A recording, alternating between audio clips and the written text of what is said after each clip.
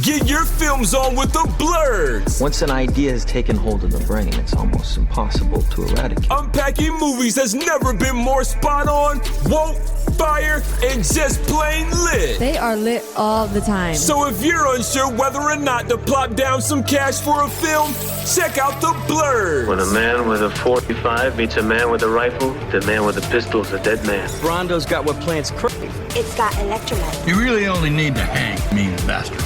But mean bastards, you need to hang. Don't say you weren't warned. Ridiculous. Here's Brandon and Jeff. Hello and welcome to episode 136 of the Film Blurks. I am Jeff Stewart, aka Uncle Jeffrey, aka J. Otis Dynamite, aka Praetorian Jeff, Revengeman Button, He Who Remains, Patty Rockspin, Jobu Tupaki, Little Tom, this motherfucker, to be determined, the Black Giovanni Ribisi, Chocolate Tarantino, Ebony Spielberg. And I'm joined here, as always, with my friend and co-host. Hi, my name is Brandon Norwood, a.k.a. Hero Protagonist, moving backwards through time, saving battered wives and their children while listening to Travis Scott. Look, nigga, don't get on my bad side or else I'll invert you. A.k.a. the true father of Joe, Kanye, and Drake's kids. Them checks are cashing, baby. Got enough money left over for me to get a new fucking house. And the kids is all wearing Jordans. They call me dad and you just fucking Aubrey, nigga. A.k.a. Papi Chulo. Still eating all your food and sticking Molly up your woman's butt. Your grandma, your wife, and your daughter. How you like that? A.k.a. the Glizzy King. We still keeping it sloppy. A.k.a. the Zooted God. A.k.a. Mr. Krusty. Hold on, baby. I gotta go up into space and drill this asteroid and blow it up so we can keep, having these animal crackers and you know what I'm saying? Don't worry, I'll be back. I'm leaving on a jet plane. Yeah. Don't worry, baby. Dream on. The shit's gonna be chafing hard. A.k.a. the Lethal Protector. Jeffrey. We've reached the end. We are no longer symbiotic. A.k.a. my biggest pet peeve is sports because I don't like seeing grown men sweat on each other. A.k.a. I want a Subaru Outback with mad strippers in the back giving shape-ups. A.k.a. Rough McGruff. A.k.a. D's Nuts. And A.k.a. B Wood, the Ma Deeb. Call me your Messiah. The Lethal Protector got me. You'll see why. And to shout out, let's put a call out to all of our listeners. I want someone to draw Mr. Krusty, right? Like, I want to see what people envision when they envision Mr. Krusty, because every time you do the voice, I imagine like just Ben Affleck, but with like a hunchback and like a droopy face. Oh yeah, and it's like an opioids addict, right? With the lean and everything. Yeah. I want to say shout out before we get to what have you watched lately. I wanted to give a shout out to Lynda Orbst, legendary Hollywood producer, and she's written some things. She passed away last night. Oh, I didn't even. I've been off social media for the day, so she was 71. That's young-ish. Yeah. What has she produced? She was the driving force behind Interstellar. Oh shit! Like she's a big reason why that movie got made. Right. I mean, like, because no one would actually make that movie now. Well, they would, but it has to be Nolan's hot. Not unless. Like, before Nolan did it, Spielberg was attached. So, like, it had to be somebody of that caliber, like Spielberg or Nolan, to make a thinking man sci-fi movie that's wild expensive. And the set pieces have no action, even though the set pieces are still fucking exciting and amazing. That water world. The scene, waves. the waves. They're That not still mountains. fucks me up. They're waves. Shit, Yeah, that has one that's of my favorite set pieces of all time, which is them trying to catch the space station. With the music. Yep. That shit is hard up, man. I cannot wait for this motherfucker to come back in the IMAX in December. When's it come up? December, yeah. Yeah. So R.I.P. Lynda Orbst. Speaking of Nolan, his new movie has been dated July 16th, 2026. I will be there. Nobody knows what it's about other than Matt Damon's gonna star in it, and Tom Holland's also gonna be starring in it. And good for Tom Holland, man, because like he's too talented of an actor to just be Spider-Man. Yeah, I saw some shit from like comicbook.com, one of those sites you can't really trust.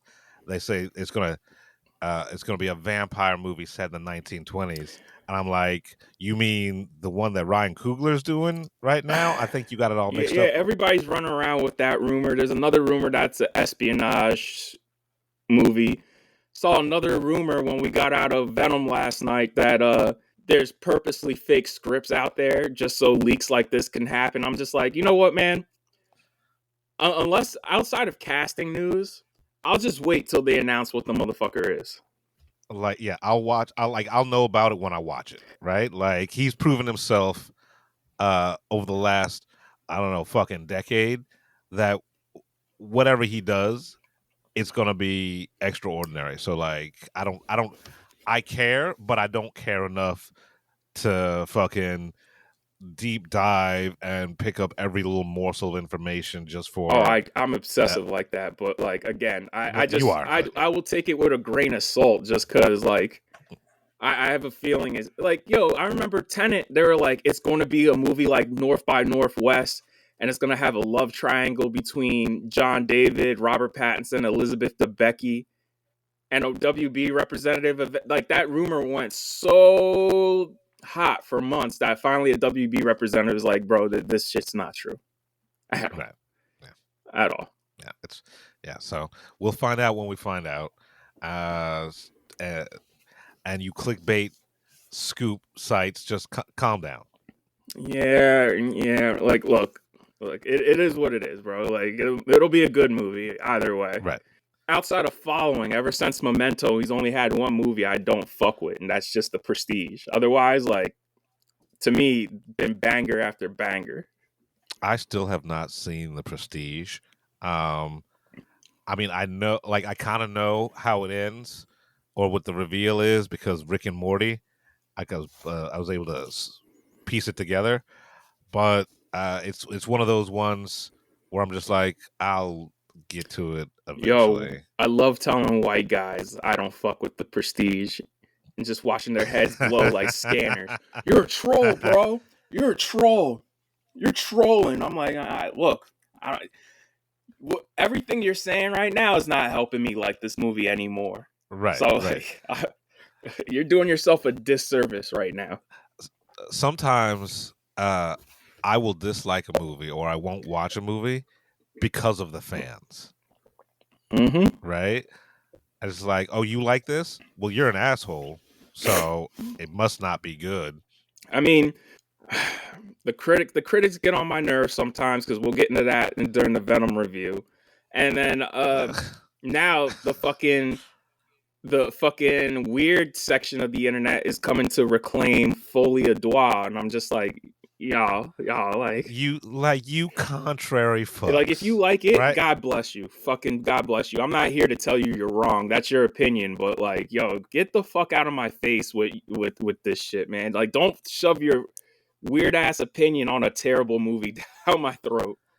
And like, it's fine if you like it, right? I'm not gonna take that away from you. You can't like, but you gotta admit that it's not a good movie, right? I like shit movies. Oh yeah, like right? there's two movies we're gonna talk about that I love, and like one of them, Jeff was mad, and I was just like, bro, like, yeah, like, I'm simply mad because it felt like, you know what? We'll talk about it. We'll talk about it later. But I think everyone who's trying to reclaim folie à doigt, right?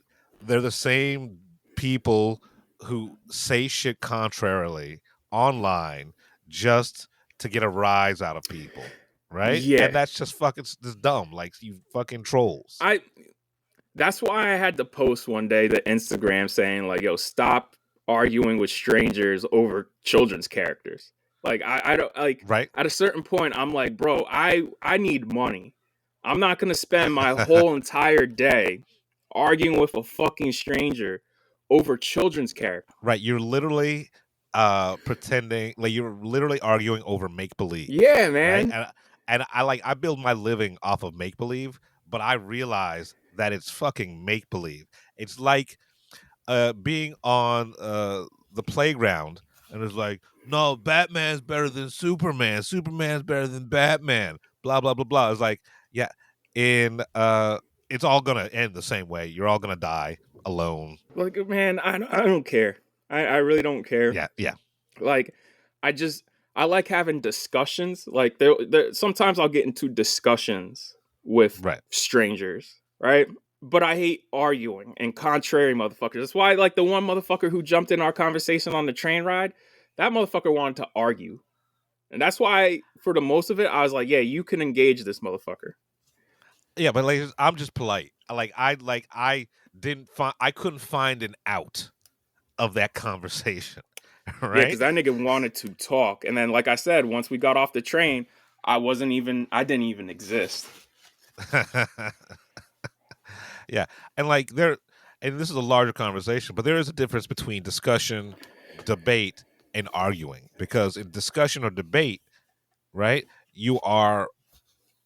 both sides have to be willing to at least understand the other person's point of view. Right. And I like to debate friends. Like, me and you debate. I don't like arguing with strangers. Right. I don't like debating with strangers. With strangers, a discussion, fine. Right. Perfectly fine. And like, that's so honestly, one of my favorite things is actually turning people around and getting them to see, like, oh shit, I didn't think of it that way. That shit gets me hard. Is like just opening minds when it comes to cinema. But like, some people aren't even willing to be open to the possibility that there is more than just what they see in front of their eyes. Yo, listen, and that's completely fine. Like, yo, if you just want to watch something and just have a surface level engagement and that's what you love, fine. Like, that's what Marvel movies are for. Like, right. Deadpool and Wolverine is exactly that. Enjoy yourself. Yeah, and look, I will die on this hill. I fucking love Armageddon. Like, I love that piece of shit movie so much. Right. But that is not a good movie. Right. That good movie. Right. I like it too. It's not a good movie, but like, yo, I will never argue in Armageddon's defense other than it's a good summer blockbuster and there's shit to learn from it that clearly Nolan and other filmmakers have taken from. Yeah. Other than that, bro, like, again, there's certain shit where I'm just like, why am I arguing? Like, I'll never forget working at the video. I told this story before on this show, but working at the video store and talking to that old black dude about fucking Ninja Assassin. And that dude straight up said to me, I don't like to think when I watch shit. And I'm like, yeah, clearly. And also he just argued about why it was supposed to be in 3D. Because there was stuff coming at you, man. I'm like, dude, just because they have shit coming at you and shit flying at the screen don't mean it was meant for 3D, bro. Right. It's yeah, man. We gotta yo, look, I try to live now like how Keanu Reeves lives, where he's just like, it's not worth arguing with people anymore. If somebody says 2 + 2 is 5, go ahead. Sure, go ahead. Have fun. Yep, you're exactly right. Yeah, have fun. Yep. Have fun, bro. Yep. Yeah, man, I don't want to argue with motherfuckers, man. Yeah. And then motherfuckers get mad at you when you like something, and it's just like, let motherfuckers enjoy shit. Like, yo, I'm literally sitting back and letting people enjoy Folie à Deux. Like, have fun, bro. Yeah, I'm not going to take that away from you. But I won't let you get away with telling me that it's a masterpiece. Right. I won't let you get away with that. Right. But I'm not gonna say like you're an idiot for liking it. It's like, you like what you like. Right. Right? They put out somebody leaked the Blu-ray back cover and art already, and the back cover of the Blu-ray describes a movie that sounds much better than the movie we saw. Like it says, locked up in Arkham for his crimes, Arthur Fleck falls in love with Lee Quinzel, and the two go on a deadly romance and misadventure together. And I'm like, that sounds like a great movie. yes. And I was like, that is not the movie that Right. Folie à Deux is. Can you imagine somebody who's like untethered from the internet, walks into Walmart, sees that Blu-ray, picks it up, reads the back of it, and it's just like, I didn't even know there was a Joker sequel. Whoa, that sounds like a good movie. Could you imagine them going home, watching that motherfucker, and just being like, this is not the movie I bought that's described on this shit. Right. That back cover describes Bonnie and Clyde with the Joker and Harley. That ticket is sold. That movie has like my money. Yeah, Right? yeah. And again, this is the last time I'm gonna touch upon it. That movie should have either been them in a musical fantasy in Arkham, or exactly that. They escape and go on some crazy misadventure. Yeah, but yeah, that's Yeah, man. Yeah, man. I'm like, yo, y'all motherfuckers gonna be disappointed when you find out that it's the most fucking dour episode of Law and Order ever made. and unlike Law and Order, you can't even root for anybody in this Right? scenario. It doesn't even have like the executive producer Dick Wolf at the end. Right. At least like doesn't even have that. Yeah. Ugh. Oof. And speaking of Law, that's shameful of me, because Law and Order, these past 2 episodes, which I'll get into, have been fucking fire. I mean, look, there's a reason that fucking that IP, that show, that series, whatever like that, has literally been on the air for what, 30 years now? Well, it took a 5-10 year break because NBC was stupid.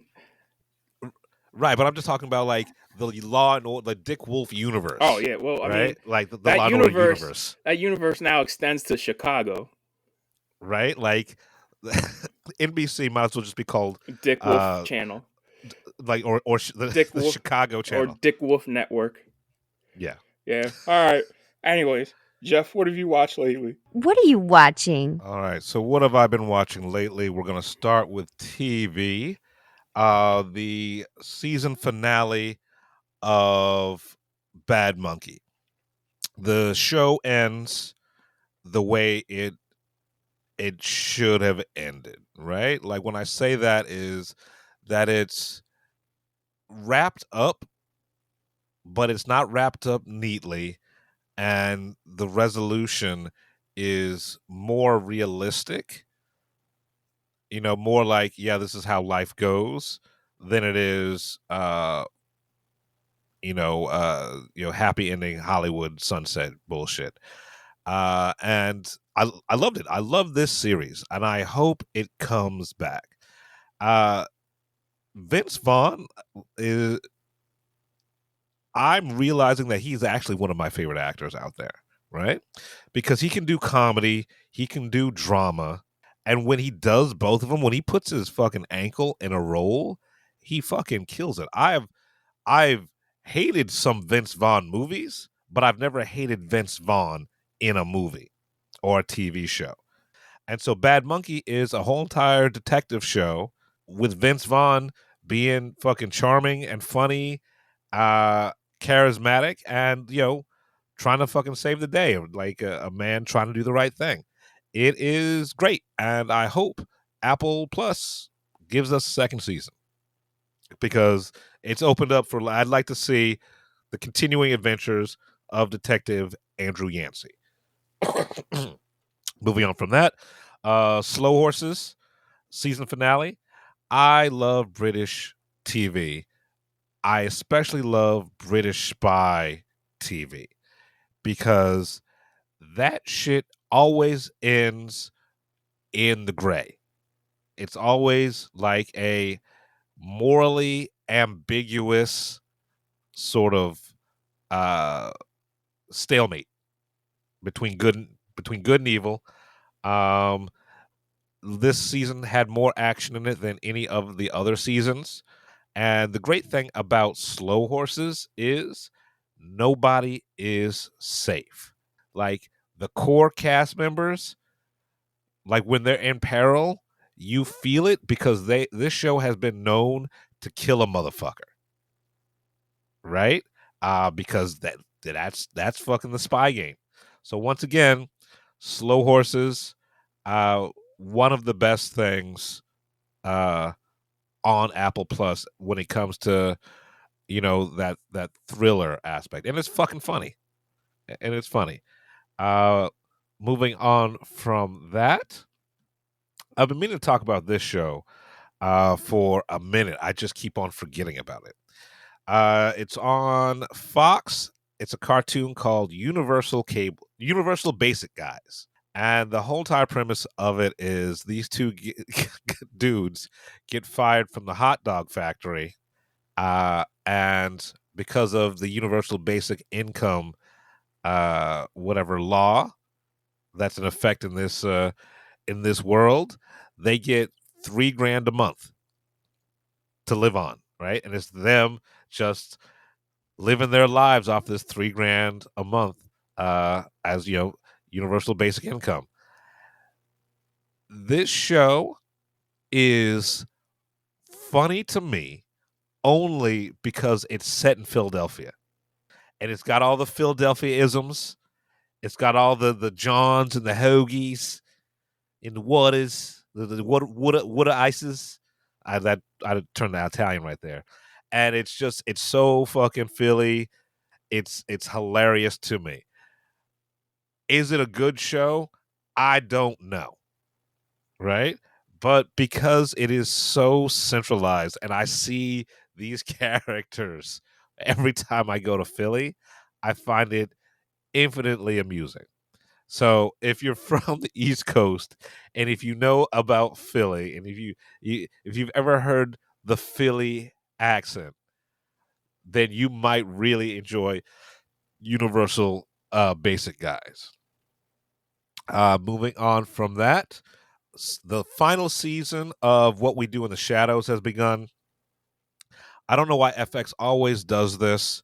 It drops like the first fucking 3 episodes of this show, and then we're probably gonna get 2 episodes every month until they fucking finish it up. And look, What We Do in the Shadows is one of my comfort shows. I have watched the first 5 seasons on repeat. It is fucking visual Prozac. It's funny, it's gross, it's sexy. And I love the characters. Matthew Barry can't fail, honestly. His Laszlo Cravensworth, it will always will go down as one of the best realized and most hilariously unaware characters ever created. Yeah, so the first 3 episodes are bangers. This show has even the worst episode of What We Do in the Shadows is still better than a lot of these fucking sitcoms out there. So, final season of What We Do in the Shadows on FX. Well, if you have never seen the show, do yourself a favor. It's spooky season. Check it out. Moving on from that, we're going to talk about a show called Detroiters. It's on Netflix now, but it used to be on Paramount Plus. It was created by Tim Robinson and Sam Richardson.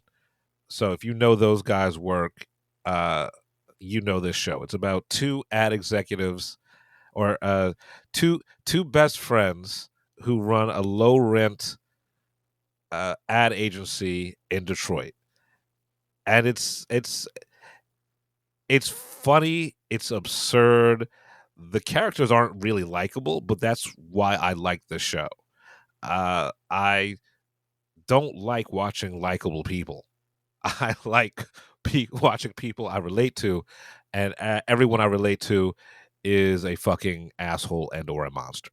So Detroiters, it's not going to change your world. It only got 2 seasons, and so it's canceled now. But if you want something that you can just sort of shut your brain off to and just have on the background and watch or not watch. Detroiters, you could do worse. I'm gonna save the last 2 episodes of The Penguin for Brandon and I to talk about together. So moving on from that, we're gonna go into movies. So for all of last year, everybody kept on talking about When Evil Lurks, right? And everybody was saying how it was going to be like, how it's a great fucking film, yada yada yada. And unfortunately for me, whenever a movie or a TV show has that much fucking hype, I'm always slow to adopt because it's the contrarian in me. It's like, oh, you think that's fucking good? I should see this right away. That's your suggestion? Fuck you. I'm going to wait. So a full year and a half later, I finally watched When Evil Lurks, and everybody was absolutely right. This is an excellent demon possession film, right? And the thing about it is, you find out about the rules of this world as you watch the film. It doesn't handhold you, right? Because there are specific rules for this world in which they live in. And demon possession is not only acceptable, but it's known, right? Like, demon possession is not something that the church keeps hidden. This is a known entity. It's a known quantity. But you learn about this through interactions and dialogue. And so that is part of what makes this such an effective horror film, is because you are learning as you're watching. So like it's always keeping you on its toe, on your toes. So When Evil Lurks is on, I forget what service it's on. Just fucking search for it. It's on one of them. No, it's on Hulu. It's on Hulu now. It's a part of their Huluween. I hate saying that, but yeah. When Evil Lurks, if you're looking for a real fucking frightening, gross, bloody demon possession movie, check it out. Moving on from that, still on Hulu, Mr. Crockett. It's it's like, the best way to describe it is, it's The Ring meets Five Nights at Freddy's, or Wally's Wonderland, whatever the fuck that Nick Cage animatronic movie was. It's not bad for a Hulu original, right? It's fucking dumb, but it's intentionally dumb. The makeup effects are great. The creature designs are great. The acting it's serviceable. It's competent. No one's winning any awards with this, but none of the acting that's on display here makes me notice the acting. The one thing I will take away from this show is, sometimes you got to beat your kids. Sometimes you got to beat your kids. Sorry. It is what it fucking is. So the premise of the movie is that there's this haunted children's show videotape going around, and that if your kid watches it, if the kid becomes mad at their parents, then Mr. Crockett comes and kills your parents and then takes you away to his wonderland. That's the basic premise of it. Look, it could have been worse. It's shot really well. The special effects are better than what I know the budget was. And it's, just like all this shit, it's automatically set up for a fucking sequel. So expect Mr. Crockett 2 to hit Hulu sometime next Huluween. Moving on from that, I finally watched part 1 and 2 of the It remake. It's fine. Both of them are fine. That loop is closed now. I've seen all iterations of It. I still fuck with the Tim Curry. made for TV version more than this, but for a big budget Stephen King adaptation, look, we have seen much worse. So It 1 and 2, half like parts 1 are both on Hulu and HBO Max, and part 2 is just on HBO Max for some fucking reason. I don't know. It's dumb, but you can, if you have these services, figure out a way to watch 1 and 2 together. It is. Yeah. Moving on from that, in the last episode, I talked about how I watched the OG Salem's Lot in anticipation of watching the remake. So the Salem's Lot remake, which Brandon told me was actually supposed to come out, 3 years ago, 4 years ago? 3 years ago, 2021, September 2021, and now they put it straight to HBO Max. Yeah, and it should have, like WB makes bad choices, right? But it's not a good movie, but it's nowhere near bad as it should have been dumped straight to HBO Max. Like, honestly, the problem with this adaptation, it just should have been a miniseries. Yeah, like it was a little too on the nose. I hated the color palette. It's rushed. It is rushed because like that movie just takes a turn and you're like, wait, how did we get here? And it's just because they're cutting corners, because clearly they're just like, yeah, you gotta keep this under 2 hours, which is insane. You can see that people cared making this, right? The actors cared. Like poor Lewis Pullman, man. My man cannot catch a break. No, he can't. Like, yo, and it's not like he's bad or he picks bad projects. It's just like, bro, they keep fucking with the projects he's in. Yeah, but like you said, if this were a miniseries, I would have given it a lot more latitude. But as it is, I started enjoying the movie the last half hour. Yeah, that's when it got good. That's when it got enjoyable. But like, you know what? I gave it a pass from the beginning because very rarely do you get movies like this where the black kid gets to beat up the bully and get away with it. Right. And he's competent too. Like throughout the whole movie, that little black kid is competent. He's the fucking hero of the movie, right? He's like Johnny Go Hard. And it's very rare for a Hollywood movie to have not only a competent black character who gets to beat up the bully and knows what to do and what not to do, but that motherfucker makes it. He survives. Yeah. Like, that is rare. Like spoiler alert, like he's the hero. He makes it out. It's just like character choices. Like everyone's dumb except for this kid.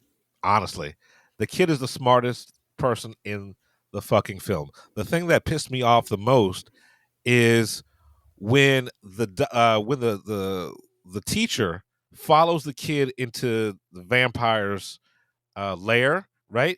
And he ain't got that thing on him, right? He ain't got that cross on him, right? Like, you just fought a motherfucker 3 scenes ago using a goddamn cross. You're gonna go to the vampire's lair without a goddamn cross? You deserve to fucking die. Honestly, he should have pulled the kid out too. He should have grabbed that little motherfucker, threw him out, and be like, "Yo, look, we'll go back another time."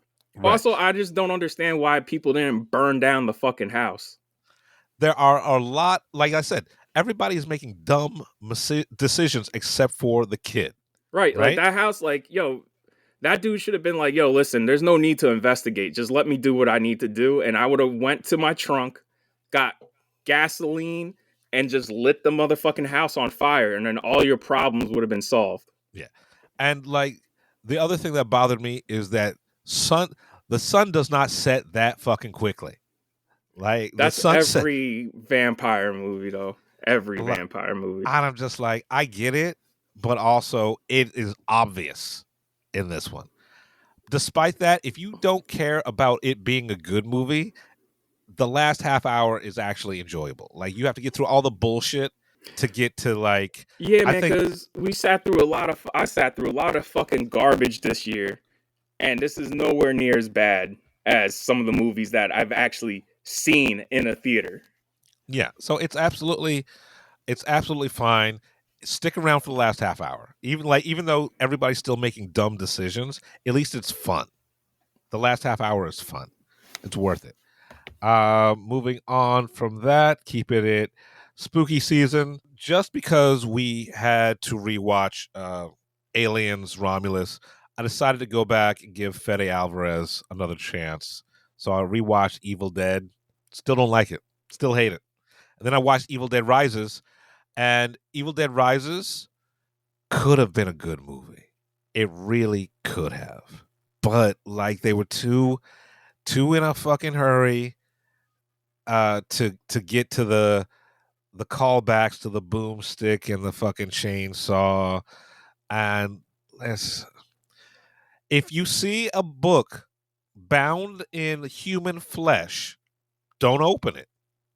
If you look at a creepy ass, like, I don't even open a book if it looks like it has water damage. Right? Like, leave it alone. Leave it alone. Quickly going through, I rewatched The Happenings, and it reaffirms that my theory that M. Night Shyamalan actually died during the making of was it the woods, the forest? What was it? So The Village. The Village, yeah. So he actually died during the making of The Village, and he was replaced by some sort of pod person because his output since The Village has been spotty at best. The Happening, I will still attest, is the best comedy of 1999. It is horribly acted. Like across the board. John Leguizamo is bad in this. And John Leguizamo was good in The Pest, a movie that no one likes. Yeah, that movie's a piece of shit. Yeah, but that at least and like Super Mario Brothers, but at least Super Mario Brothers is enjoyable for other reasons. Right, but like The John, Pest, The Pest is terrible. Yeah. So John Leguizamo was bad in this.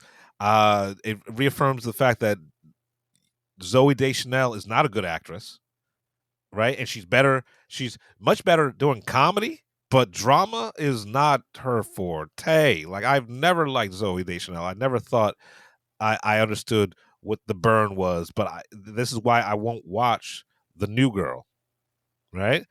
Even though people speak his praises, just because I don't like Zooey Deschanel, and this reaffirms that.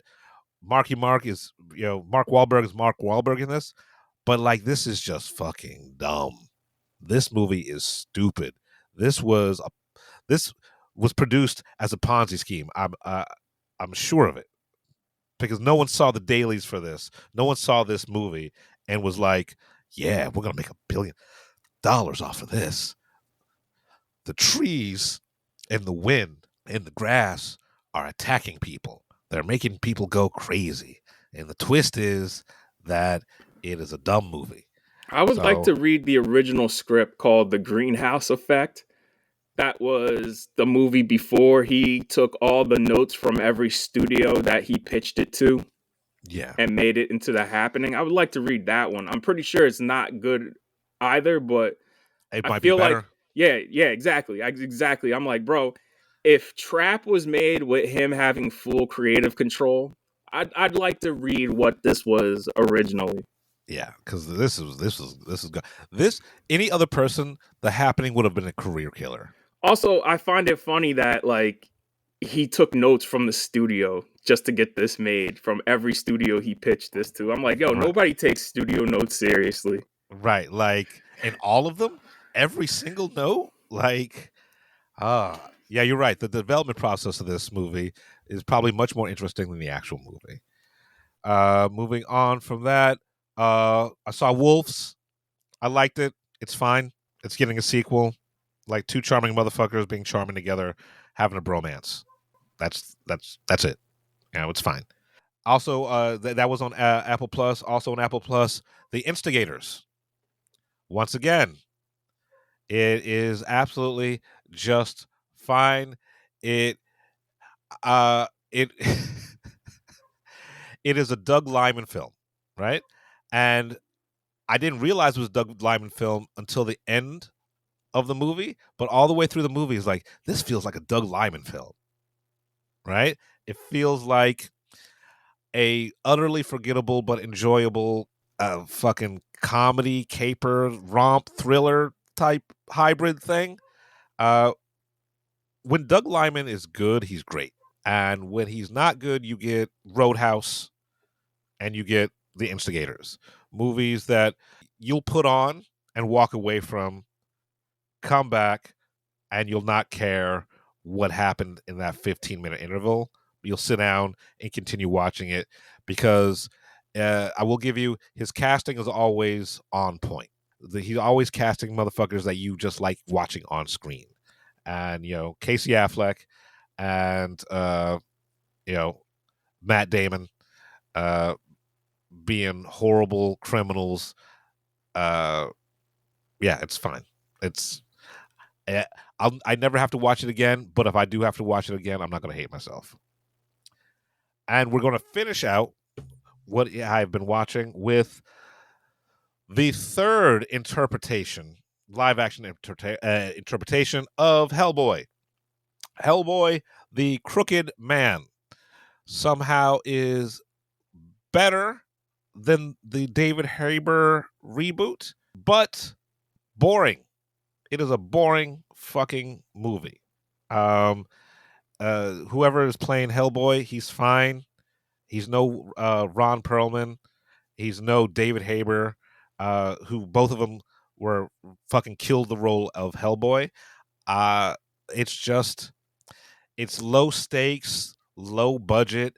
It's absolutely fine. I fell asleep twice. It made me wish I was watching The Golden Army again. Don't buy it. Don't pay for it. Wait for it to come, hit whatever tier streaming service. If you're a Hellboy fan, if you really jonesing to see a Hellboy fucking movie, yeah, sure, go for it. But it is, like I said, it is direct to video. It feels like the Sci-Fi Channel version of Hellboy. It felt like TV. So that's it. So Brandon, what have you been watching lately? All right, let's start with the Penguin so me and Jeff can have this nice handoff here. Episode 4, hands down one of the best episodes of TV ever. If Christine Milotti, is that her name? Kristen Milotti, Jersey, fucking Cherry Hill. Cherry Hill, baby. Holler at your boy, because I love her. I've loved her since For a she was minute. doing comedy. Yeah, because she's been working for a long time, bro. And the fact that this is what's gonna blow her up, I'm like, she was in Wolf of Wall Street, bro. Wolf of Wall Street. She's done one of the best episodes of 30 Rock. She's been out there. Yeah, she was in the last season. I only know this because I've seen it on Twitter.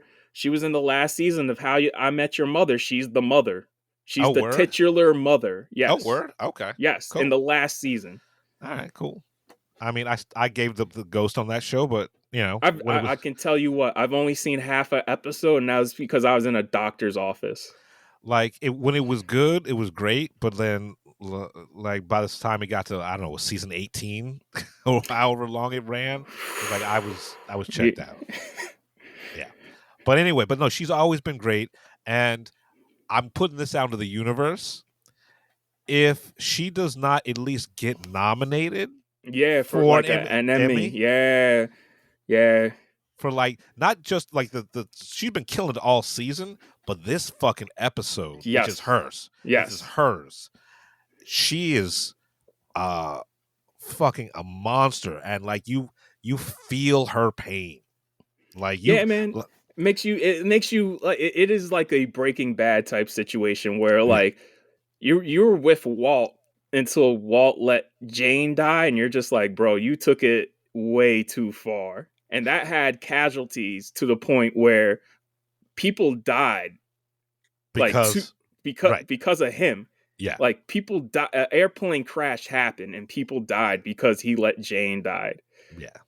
This shit, I'm like, yeah, Oz, you sent the innocent person to Arkham, and all you had to do is just keep your fucking mouth shut. But then again, we had this conversation. I understand why he did it, right? Because like she was talking to the media, but he did not know that this dude would do that to his own daughter, right? I can't get behind it. No, but I understand. And I still wouldn't have snitched.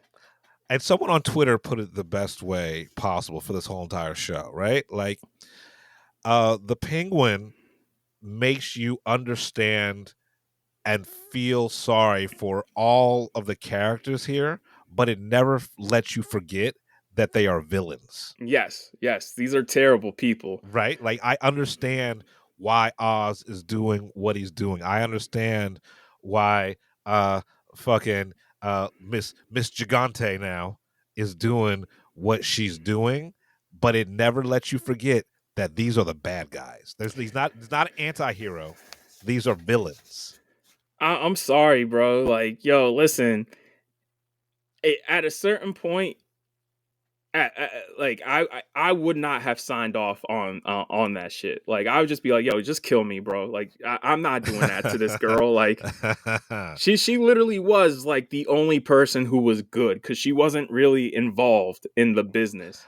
But and the reason why Carmine was going to hand it to her is the fact that because she is the only rational person in that family. Right, but she knew it was a crime family. Right? So she's not a good, like this, like I said, she's not a good person, but she's the best of the worst. Right? Yeah. And y'all made her crazy. Like, y'all turned her. Like, you literally, we see in this episode 4, you see someone being turned into a villain. By the way, the doctor who's torturing her in Arkham, that's Mirror Man. Oh, is that Mirror Man? Yeah. Oh, okay. Yeah, because when they say his name, I was like, oh shit, wait a minute. And I Googled it. I was like, oh, I was right. That's Mirror Man. I'm surprised we haven't seen fucking Zaz, Walter Zaz in there. Well, I mean, that's the men's section. Yeah, but like, you know, she's in the women's section because Magpie is also a big Batman villain. Yeah. I mean, not anymore. Yeah, well, I mean, she also should have kept her mouth shut. But again, she's just a crazy person. She said the wrong shit at the wrong time and just set her off. Yep.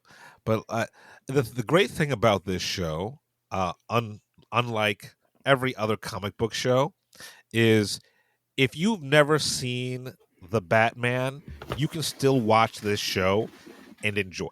Right? Yes. But if you have seen the Batman, the layers that are in here make it a much more rewarding experience.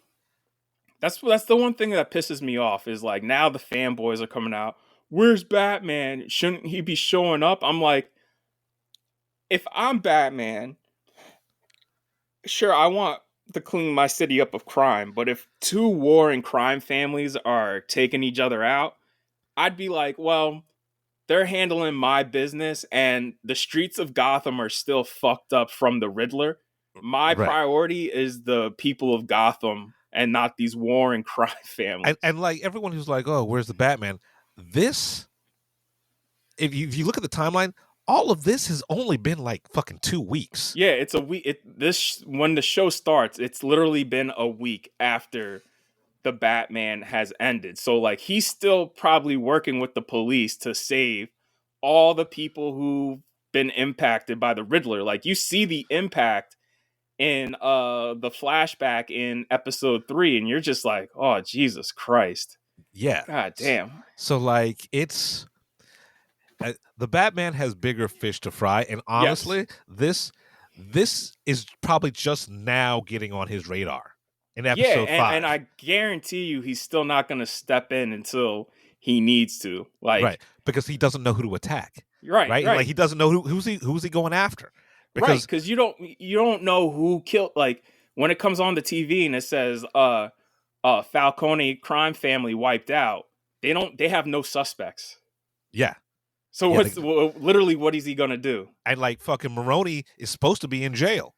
Right. So like it's. I don't need Batman in this at all. Right. Neither do I. Because this show works so...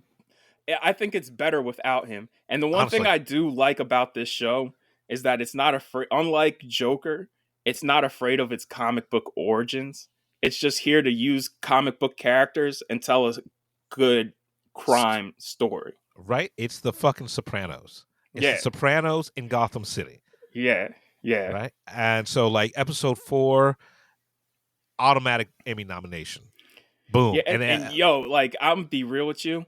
That was a genius move on her part, because I never would have thought to do some shit like that. I knew she was gonna do some shit, but like, how's she gonna get away with it? But like, I was like, God damn, that is fucking cold. Hey, man, at least she saved the little girl. She's like, hey, Right. you're gonna sleep with me in the greenhouse tonight. Right? We're gonna have a sleepover. Yo, but like her walking, like, if you haven't seen, I don't want to ruin it for you. All right, like whoever, if you go and watch the fucking Penguin, just go and watch it.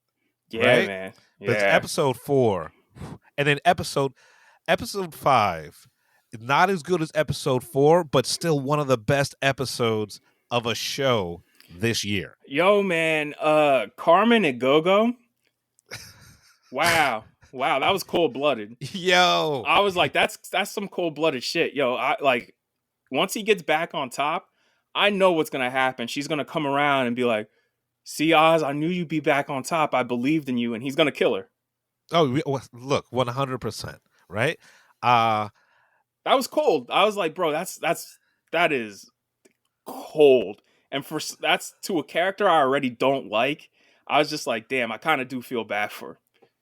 Yeah, like the thing about this show is you can only talk about it so much without getting into spoiler territory. Right, because then after he deals with that, then he has to go back and deal with his mom, and like the scene with him and his mom, that shit is painful too. And you're just like, at a certain point, bro, I would just cut people off. Like, I'm done with you. Yeah, but this is how the Penguin becomes the Penguin, like the Penguin that we know from the comic books, and it's just like, God damn, like no wonder you're like now, no wonder you're like top tier rogues gallery, right? Like after seeing this show, because everyone's sucking the Joker's dick, right? It's always been the fucking Joker, blah blah blah blah blah. Honestly, the Penguin after this show to me is one of Batman's greatest foes, because he's unhinged, right? But he's focused and smart. You know, as the Joker is just fucking crazy, but not fucking. He does shit on a whim. Like Oz has a fucking plan. Yeah. And that's terrifying. I mean, his plans always backfire. Right, but he's always willing to pivot. He can every episode is like, how the fuck is he gonna get out of this one? Right? And then like episode 5, we figure out how he's gonna get out of this one. Wow, yo, some Call of Duty and a fucking can of gasoline. Yo, that shit. Yo, listen, I was just like, as soon as I saw a homie dripping, I was just like, I know what that is. Yeah, I know. Yeah, I know exactly what that is. I was like, she was stupid. She was stupid. Well, she's so happy to get her little baby boy back. She just wanted her little baby boy back. Yo, and from the jump, like I like, she was right not to trust this motherfucker from the jump. Right. But the way she went about it, I'm like, bro, this is why you're not the boss. Right? Like, if you had just played it close to the vest, everything, like, if she was smart, she would have let the shit with Sophia play out. Oz play out. Yeah, and then come in and take them both out and take over the operation. Right. But she's impatient. Yeah. Episode 5, we'll see what impatience gets you. Yeah, man. Like, and come on, bro. How he knew? Like, everybody knew they were walking into an ambush. I'm like, of course he's gonna see that coming. I even saw that coming. Come on, I was like, come on, like if he didn't see it coming, then dude would not be dripping in gasoline. Right? That is a preemptive move. like in case shit goes down. Right. And then on top of that, she only brought 4 dudes. I'm like, You bring your full army, bro, and have them hiding around. Right? Like you saw what, like she saw what happened when she attacked him with fucking 10 dudes. Right? So you're just gonna like the A squad is done. So you need to put the B and C squad on this. Right. And then the steal from the motherfucker. I'm like, what'd you expect? Right? Like, and you don't even know how to make it. That's the thing. They didn't even know how to make the blitz. The drug. They didn't know how to make it. Like, and now this motherfucker's got a secret lair, right? He's got a fucking secret lair now, and it looks just like the Batcave. Yeah, like it is like you said, it is not afraid to lean into its comic book roots, but it does so in a way that it's not fan service and it doesn't make you feel stupid. Yeah. Yes. Yeah. So the fuck, we only have 3 more episodes left. How's this fucking shit gonna play out? I'm excited. This is one of the best miniseries I've ever seen, and honestly, like word, yeah. In between Batman 2 and 3, they should bring the show back, give it another season. I mean, hopefully, like I don't know what's gonna happen. Like, and like, Batman Part 2.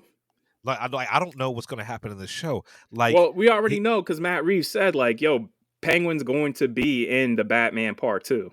Oh, is he? Okay. Yeah, he said he came out and said that. He's like, oh yeah, this show directly impacts the Batman Part 2, and like Oz is going to be in the Batman Part 2 as a major villain. All right. Okay. Yeah. All right. Marvel, take fucking notes. You know, New York Comic Con happened over the past weekend, and video leaked from the panel that James Gunn was speaking, because a fan straight up asked him, they're like, you know, how are you going to make this a cohesive universe with the movies feeling, you know, like movies and not like stepping stones? He's just like, look, the reason why I'm overseeing this is because I, from the jump, told WB every movie has to have a distinct feel and vision. So like Superman will be sunny, bright, and loving. Creature Commandos is going to be funny and violent. Fucking Lanterns is going to be dark cop drama. He's like, every single one of these is going to be different in tone, and and it'll be filmmaker first. But yes, part of the universe. We're going to make sure everything connects together, but not to where it impacts every project directly. And I was just like, oh, what Marvel was doing. Right. Back in phase 1 and phase 2. Yeah. But like, you're saying the right things. We got to see that you're doing the right things. Well, we'll see, because Creature Commandos drops in December. Yeah. So we'll see. And like Superman drops in July. So yeah, I hope I have faith that James Gunn is going to stick the landing with Superman, because I love Superman. Like, that is. And you know what, man? If you manage to take one of the biggest assholes, which was Rocket Raccoon, and then make him like, actually chill and humble in the third one, where you're just like, oh, wait a minute, why is he like he's the most rational out of all these people now? Why am I crying over Rocket Raccoon? Yeah, right. So like all these fans, just shut up. Just let the man cook. Let the man cook. Yeah. All right. Let's get into now Agatha All Along, since we're here. I mean, I have not watched the last 2 episodes. I kind of checked out when it started to connect to the larger Marvel universe. Right, because now it's been revealed that the kid is Wiccan, Scarlet Witch's son, and now he's looking for his brother, and it's just like, oh, Jesus. And they brought back Evan Peters as Ralph, and I'm just like, man. Yeah. that shit was not cool. And I told Jeff this last night. Reason why I did not like Ralph Boner was because y'all did that with Trevor Slattery and the Mandarin in Iron Man 3. And it worked there because that was the first time we seen the Mandarin, right? Right. In any iteration. So when you did it with Quicksilver, it sucked because Evan Peter was Quicksilver for 3 fucking movies in X-Men, and y'all are doing this multiverse shit. So when he shows up, we're all like, oh shit, it's Quicksilver. So that's how we get the new Quicksilver, because y'all killed off Quicksilver in Age of Ultron. I was like, oh, that's cool. And then it ended up being like, oh no, I'm Ralph Boner. So to have Ralph Boner come back, I'm just like, we're still doing this dumb shit, man. Yeah, I mean, and I was talking to Brendan about this last night. I was with this show when it was just these witches on an adventure, right? Right. Like, and it was disconnected from the MCU.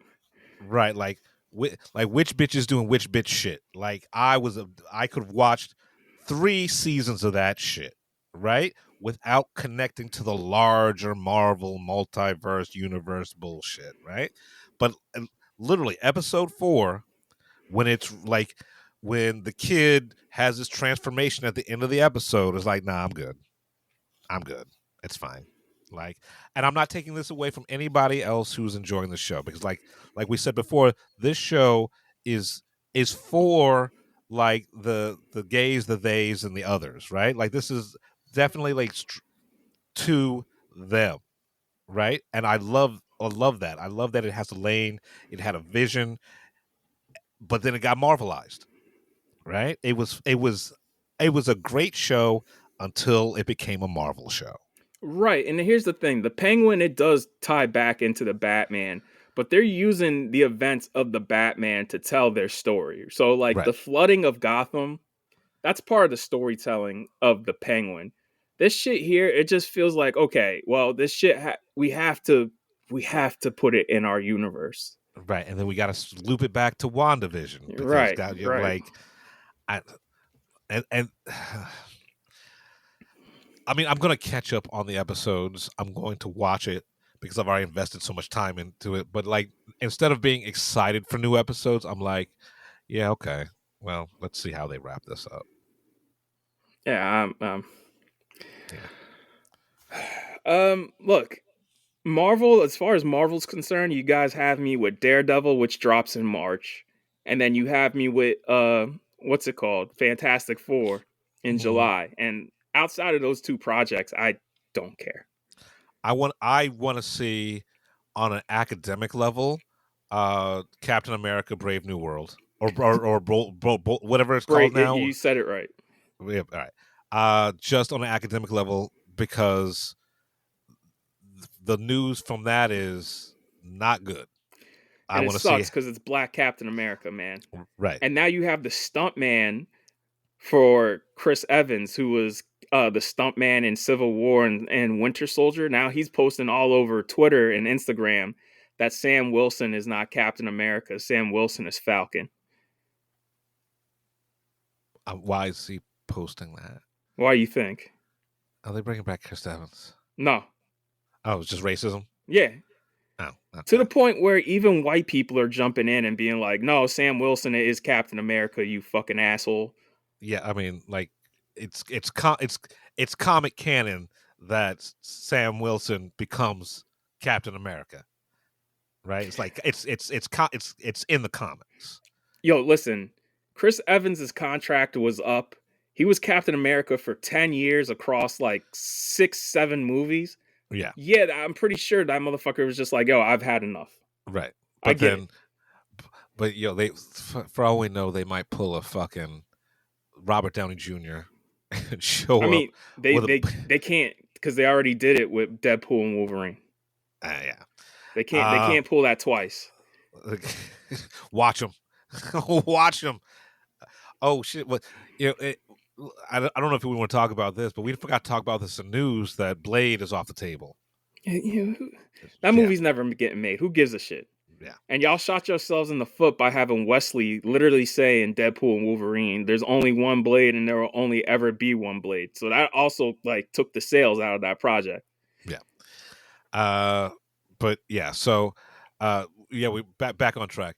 Yeah, I'm looking forward to at an academic level seeing Brave New World just to see how bad it is, and the Thunderbolts to see why they did this, like on another academic level, like how badly can you fuck this up?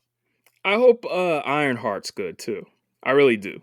But again, that shit should have dropped at most 2 months after Wakanda Forever. It is Yeah, now going to be, by the time that airs, it's going to be 3 years. right. And once again, like now you got to go back and watch Wakanda Forever to figure out who this is, And right? White Vision is not dropping. It's going to be like 7 years by the time White Vision drops. No one cares. Uh, and the only other thing I guess I want to see is Spider-Man, because it's Spider-Man. Yeah, it's like I don't see. Just like Guardians of the Galaxy, I don't consider Spider-Man a Marvel movie anymore. Right? I Like mean, it's a Spider-Man movie. we'll see. But like, look, I can't get excited about any of this shit anymore. Like, you know what I'm saying? Like, Yeah. it's just like, oh, sure. But then Honestly, now it's even with Deadpool and Wolverine, y'all had a chance to win people back. yeah, but you squander all that fucking goodwill. I'm interested to know what they're gonna do, because they just came out recently and said like Robert Downey as Doctor Doom's gonna pop up as a cameo in Fantastic Four. He's gonna pop up in another movie, and then after Secret Wars, that character's done. So he's just gonna be in Doomsday and Secret Wars, and then that's it for Doctor Doom. I was like, oh, so we're not gonna get like another variant or nothing? Like that's it? The Doctor Doom is only gonna be in the movie replacing another villain, and that's it. Look, Like Galactus, also Galactus. One movie, that's it. So who's gonna be the big villain going forward after this shit? don't care. Like no I one was like, cares. yo, Galactus and Doctor Doom are the two biggest Marvel villains ever. And they're basically done after 3 movies. You spent like damn near 15 years pumping up Thanos, right? To where like yeah, like you realize what a threat he is. You're gonna put like, and he's one of the top tier villains, and you were gonna try to do the same thing with Kang, but then you know if it's all white, it's all right. Well, here's the thing too. They said it wasn't just about Jonathan Majors. They said the reason they didn't recast was because they felt like there was no hype for Kang. And I was like, but that's your fault. You're supposed to build the hype for Right. Kang. And like, how was there no fucking hype for Kang? He was all of season 2 of fucking And season Loki. 1. Yeah, and season 1 of Loki. Ant-Man. Ant-Man Yeah. killed. I'm like, yo, y'all fucked up by putting him in Ant-Man. And Yeah. honestly, you should have just probably had him get away instead of killing him off. Yeah, like I can't remember. I have literally seen that movie once. Yeah, I can't remember. Like he died. Okay, cool. Yeah, that's what I'm saying, man. I'm like, oh, okay, like you like you. Also, it comes to find out, Nia DaCosta said, I originally wanted the Marvels to end with all 3 of those ladies together and have a happy ending, and then Kevin made me change it so they could introduce the X-Men. So now that thread's dangling and will never be resolved because the Marvels bricked. Yeah, man, that's why I'm just like, yo, like, I don't get why people would sign on to keep making these. I think the last filmmaker of note to do one of these is gonna be Nia DaCosta. Yeah, I mean, wait, didn't Sam Raimi sign on for another something? Yeah, I think he's doing Doctor Strange 3. Sure. Okay. Cool. But I mean, I'm talking about like a new, not returning. Okay, because like the Russo brothers are returning and they're filmmakers of note, even though I don't like their movies. Right. Okay. But like any filmmakers of note who are doing this for the first time, I don't think they're they're not going to attach any new talent. Right. Like Ryan Coogler, he's gonna do Black Panther 3. Sam Raimi's gonna come and do Doctor Strange 3, and the Russos are coming back to do the 2 Avengers movies, and those are like literally the only filmmakers of note who are probably going to Yeah. attach themselves. Otherwise, they're going to be people who've worked in TV or other middling movies and come on and do these. Yeah, like people they can push around, and people who like Yeah. like workmen, you know. And there's nothing wrong Yes. with a workman direct filmmaker, right? Sometimes sausage just needs to get made. Right. And that's fine, but then like you can't get mad at people when people are just like, yeah, these movies are whatever. Because Right. then you started off having filmmakers of note duties. Like as bad as The Incredible Hulk is, at least we know who Louis Leterrier is. Right. You know what I'm saying? Like, yo, Shane Black was a name, you know? Ryan Coogler had just did Creed. James Gunn was known for his low budget horror movies, man. Like they all had these names. people were known. Like Jon Favreau was known. Yeah. So it's funny. You know, you say Jon Favreau, but all the references to fucking swingers in fucking let their like The Last Dance.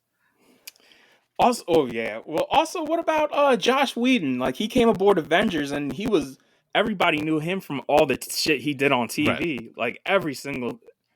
You can't meet a fan who has not watched a Josh Whedon project of something. Yeah. Like dog, they used to get names. Like even Alan Taylor was a name because of all the shit he did on TV for Thor: The Dark World. Yeah, now Taika, people knew him from his comedies. Yeah. And like they stopped letting people cook, right? They stopped letting clearly. And so that's where you see that like swift decline. Yes. Like fucking plummet to the ground decline in quality, because it's just like it's gotta be from the factory system. Like it's gotta be 2 parts sugar, 1 part salt, or whatever the special secret recipe for McDonald's fries is. I knew we were in trouble once Nia DaCosta said, "Oh yeah, I wanted to do this, this, and this," and Kevin told me to stop being such a nerd. I was just like, well, isn't that the whole point of making these things? Right, like it comes from nerd. Right, this is nerd-centric shit. All right, well, anyway, let's move on. I want to talk about Tell Me Lies. It just finished its 2nd season. All these people suck. All these people are toxic. Lucy is just as bad as Steven. Like, this is disgusting. I'm very excited and interesting to see where a potential season 3 would go. I hope they get renewed for a 3rd season. Hulu, this is like one of your top rated shows. Just give it a 3rd season. You already renewed Only Murders for a 5th. So like, let's get Tell Me Lies season 3. And speaking of Only Murders had my favorite episode with Melissa McCarthy. Like that whole episode had me rolling with laughter. This has been a very good comeback season, like star-studded. It keeps escalating. It's just funny watching these 3 bumble their way into trying to solve this crime, because they are clearly out of their depth now. And I'm excited I think we have 1 episode left. I haven't seen this week's episode. So clearly, after this week's episode, I think there's only 1 episode left. And I'm very excited to see how we wrap this up. Like Only Murders has been so good this season. So good, so funny. Moving on. Bob's Burgers. A pleasant watch. I can't be mad at this shit, man.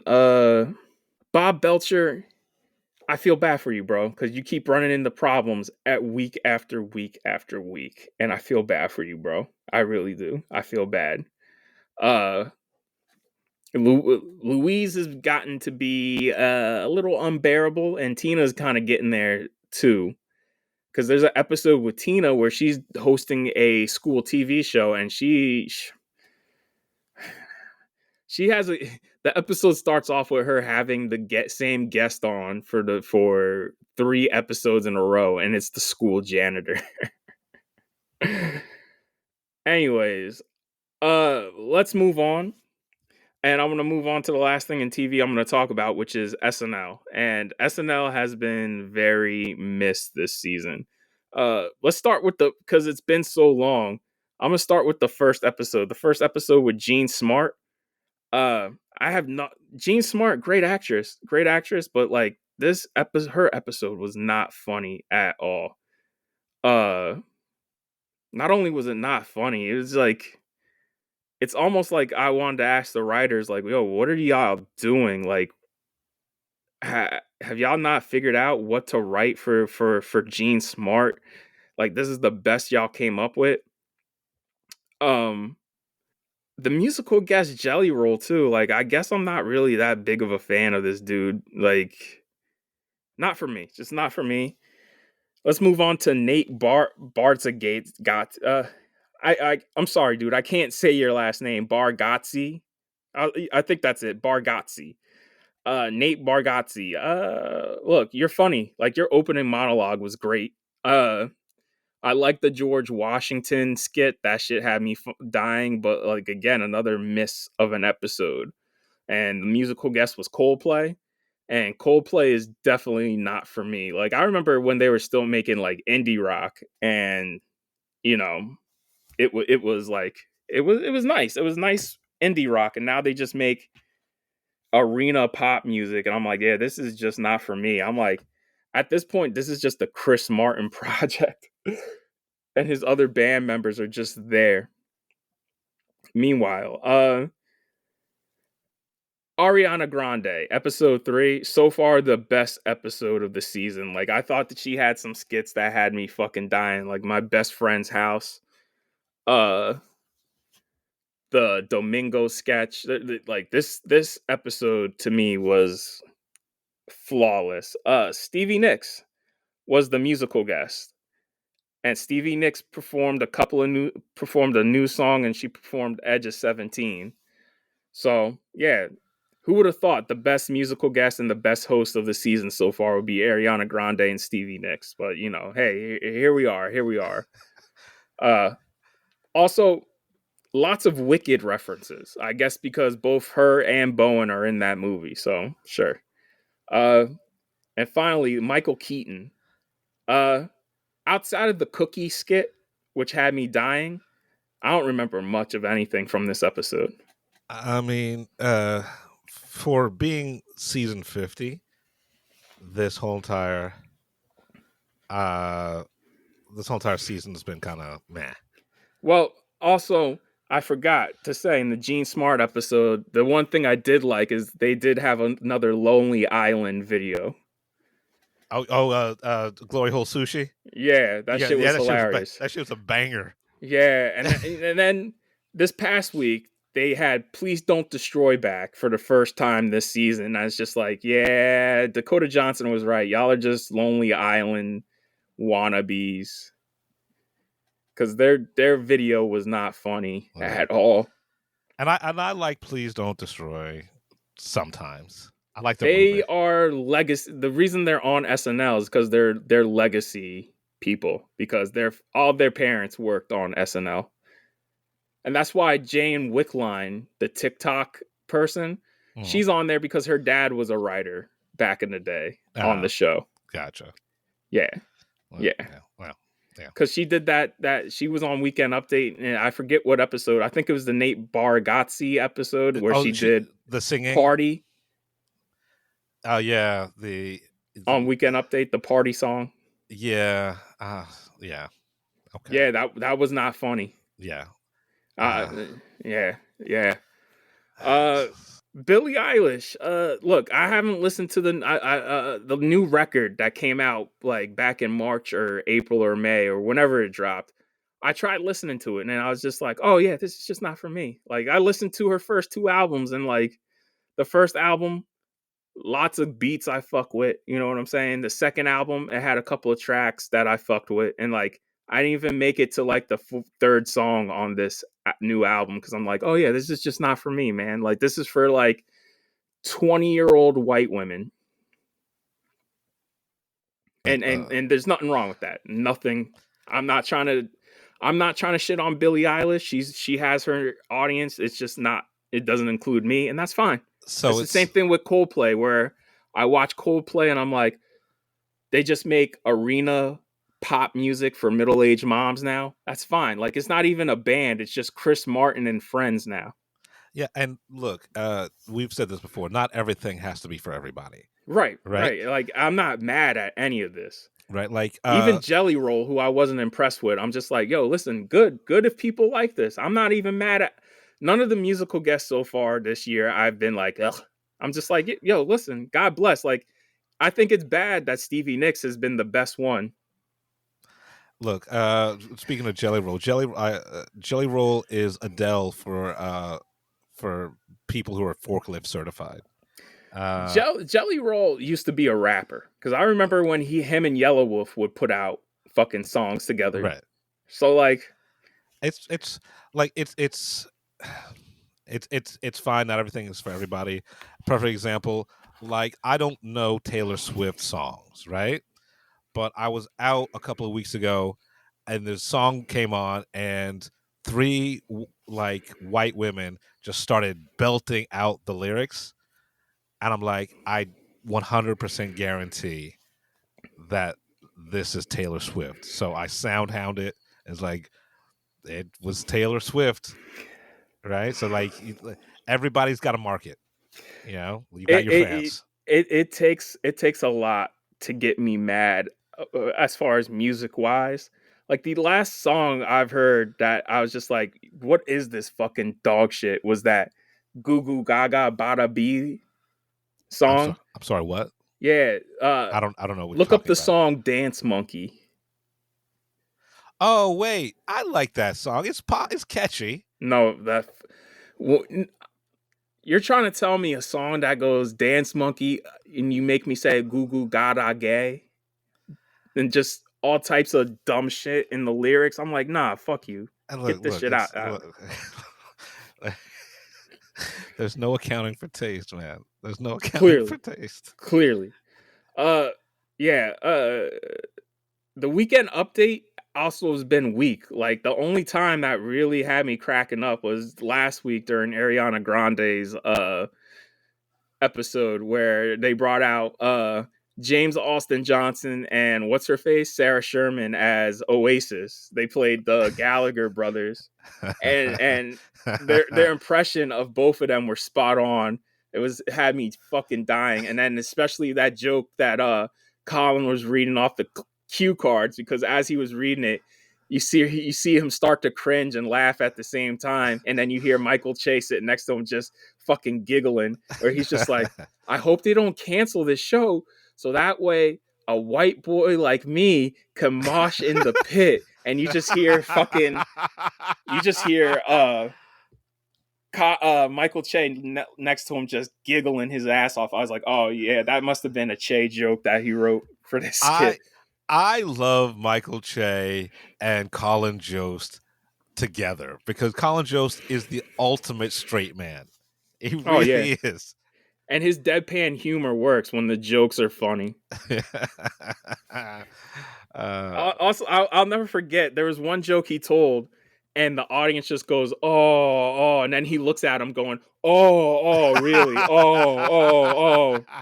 Whereas Michael Che, that's the only time I've seen him lose it. I was like, oh, he's tired of y'all.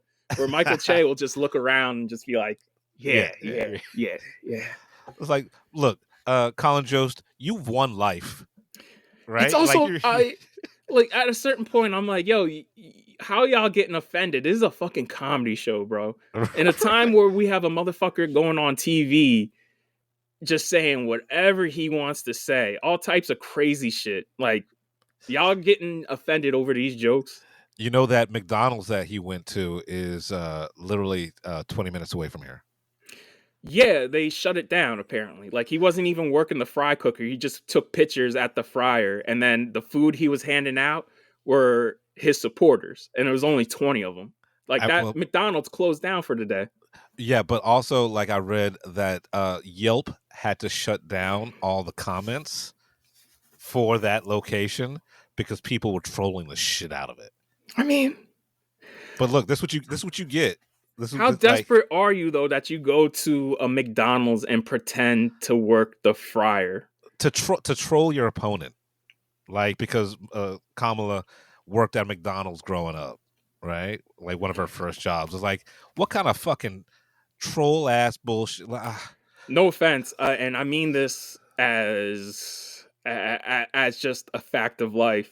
Unless you were born into money, everybody's worked a shit job as their first job. Like my very first job was a dishwasher at Friendly's. My first job was sweeping up vomit at Six Flags Great Adventure. Yeah, see? Everybody's had a shit job. But yeah, until we solve the problem of rampant capitalism, you cannot make fun of somebody working a shit job. Especially when you're born into money. Fuck you. Yeah, like people's livelihood is not a fucking joke. Yeah. Right? Especially like no one wants to work at McDonald's. Right. Right? Like if you had an option of doing anything else, no one's like, you know what? I'm gonna work the fry later for 12 hours a day. Right, man. Like, look, shout out to all the general managers and managers who are like making a living working there. But if you're just a dude working the cashier or like working the fryer or prepping the burgers and stuff like that, doing food prep, like, come on, bro. Like that's nothing to play around with. And you're doing that as not only a publicity stunt, but a troll. Like, yeah, fuck you. Yeah. I mean, we got fucking what, 12 days? Yeah. 12, yeah, the time is recording 12 days. People are like, yo, listen, people are shitty to fast food people as is. And don't get me wrong, the only time I get shitty is if my order's fucked up. And I go home and then I gotta go all the way back. But otherwise, go ahead. Especially now that like I have to do everything through a fucking app, or a computer, right, or something like that. Like, and it's all there. Right, you have a printout. Yes. You literally have a list of what I want on my shit. It should not be fucked up. Dog, I'm never going back to Burger King. You know why? Why? What happened? I ordered a chicken sandwich, and instead I got a fish sandwich. I mean, they're both light brown. My I didn't even. My brother is allergic to fish, and shit. Imagine if he ordered a chicken sandwich, right? Yeah. Somebody's getting sued because he could possibly die. His throat would close up. Yeah, I mean, it's the American work ethic has been going down steadily for the last, I don't know, 20 years.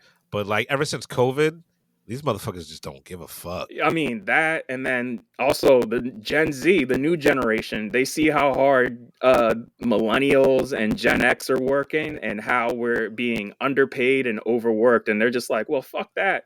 Like, I know all the baby boomers are calling, they're like, millennials and Gen Z are lazy. And it's just like, no, bro, we're tired of being treated like fucking slaves, man. Right. Like, and it's like, you can't buy a house for 30 grand anymore. Yeah. Yo, listen. I was doing my day job Monday, and I had to interact with a dude who I wasn't supposed to be. I was asking for somebody else. Right. Right? This motherfucker refused to tell me if this person was there or not. And I was just like, all right, does he still even live here? And the motherfucker's like, I don't have to answer your questions. He said it in such an aggressive way. I went like this. And I was just like, all right, have a good day. And he started saying something. I was like, yeah, have a good day. And I'm literally walking down the driveway. And this motherfucker screams at me, get off my property. And I was just like, I'm leaving, you cocksucker. It's like, yeah, you're all big and bad when my back's already turned. I'm already doing it. Right? Like. Also, bro, if that's how you feel, don't answer the door. right? Get a Ring camera. Get you a fucking.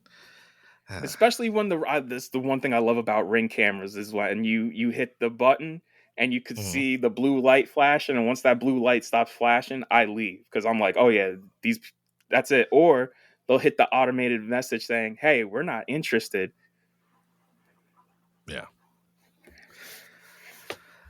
Oh, the world's a funny, funny place. Yeah, man. I'm like, bro, look, if you're having a bad day, don't take it out on other people. Right. I get it. We all have bad days. Some of us have bad years. Right, but at the same time, there's having a bad day, and then there's being a fucking cocksucker, and at that point, you're being a fucking cocksucker. Yeah. So, all right, moving on. Let's move into movies since I ran through TV already. For movies, I would save this for the main review, but I'm gonna do it now. I saw Rumors. Uh, It's a political satire by Guy Madden, Galen Johnson, and Evan Johnson. It's not for me, man. I didn't find this funny. I was bored. It stars Alicia Vikander, Kate Blanchett, Nika Amika Bird, Charles Dance, Roy Dupuis, Dennis Menochet, and damn, did Dennis Menochet gain mad weight? Like Jesus Christ, bro. Um, Yeah, this was not funny, bro. I was bored. I was bored out of my mind. I've never even heard of it. So Yeah, and everybody was saying how good it was, and I was just like, yeah, this shit sucks. some movies people say they like just to not seem stupid, right? Is this one of those movies? Is like Yes. yeah, It's a like, political yeah, satire. It's about the I loved it. G7. The G7 is the democratic nations meeting together every year to work out global crises. This is a real thing. You know what I'm saying? That happens. So Yeah. it's Canada, the US, the UK, Japan, Germany, and I think Italy are part of the G7. Yeah, I mean, I'm sure it's ripe for comedy, I guess. Not really. Mhm. It's weird having Charles Dance be the president of the United States and he still has his British accent. I was like, wouldn't he have wouldn't y'all tell him to do an American accent instead of his British one? Has Charles Dance ever tried to do an American accent? I don't think he has. I don't think I think I've ever even in heard him. Alien 3 he has his British accent. Yeah. No, like I've never even heard him try to fake the funk. Yeah, see? Fucking all right. Anyways, because it's Halloween, I went on Criterion. They have a whole Japanese horror section, and in Japanese horror, I watched the Ju-on, the Grudge, and Ju-on, the Grudge 2. The only thing preventing me from liking these movies is that I saw the American remake, because the American remake is beat for beat the Grudge. And The Grudge, to me, was one of the scariest movies of all time because I'm like, oh, these motherfuckers can get you in your bed, bro. Your bed. Like, I'll never forget that. That bitch got pulled. She hid it under the covers, and that bitch got her. Also, there's nothing more terrifying than seeing a Asian woman with her mouth open just going, and she's pale blue. And, like, I mean, to the point, like, I remember watching, this doesn't happen in this one, but in the American remake, I remember Sarah Michelle Gellar. She was running down the stairs from the bitch because the bitch was coming at her. Then she opens the door, and as soon as she opens the door, the bitch comes from the top of the doorway down and closes the door real quick, and then she's coming up behind her again. I'm like, nah, fuck that. And the kid who meows creeps me out too. Meow. I have never seen The Grudge. Yo, okay, so imagine dead spirits. The Grudge basically is if you die violently, that place, your spirit gets left behind because you have a grudge, right? That's why the title is. It's The Grudge because you died violently and your spirit's angry. So this Japanese man kills his wife because he thinks she's having an affair when she wasn't. Even though she was like telling this nigga like, you've been my one true love and shit like that. And because he finds this out, dude was unstable as is. He finds that out and thinks the little boy's not his kid. So he kills his wife, kills the little kid, and then kills the cat, the family cat that they had, because the mom bought that cat for the son. And that's why the kid meows. So the mother and the son, they if you come in contact with these spirits, they latch onto you. So let's say you leave the house, you could go to Australia, and they'll still come. They'll get you in Australia. See, and I've said this plenty of times before. You cannot drop 2 atomic weapons on a group of people and expect them to be okay. Bro, The Grudge, man. Like, these movies still freak me. I don't know. It's something about that shit. I don't know what it is. It just freaks me out having a chick go coming everywhere. Like, bro, even in the Japanese one, it's the biggest scare in the movie where the Japanese girl hops in her bed and she gets pulled into the covers because all she hears is and she throws the covers off of her, and the bitch is on top of her going I'm just like, yeah. Like, The Grudge freaks me out, bro. No, thank you. I'd rather deal with demons and homicidal maniacs, zombies and vampires over just fucking ghosts. Ghosts scare the shit out of me. Or the little kid who just pops up and stares at you and just goes meow, and then he'll eat you too. Yeah, little like kids are the creepiest things in horror movies. And that's the thing that makes it creepy is like, yo, they're Japanese, so their eyes are like bugged out because their eyes are just bugging out their head, making these crazy faces. Yeah, no, thank you. If you hear that, it's a wrap. You can't escape The Grudge. That's what makes the movies both the first two and the American remake. That's what makes them freaky to me. Is like, yo, you can't escape it. Like, you can have nothing to do with this shit. You just encounter somebody who encountered the curse, and now that shit latched onto you too. No, thank you. I would have found these movies extremely scary if I had not seen the American remake. I have not seen the sequels. Like, I haven't seen The Grudge 2 or The Grudge 3.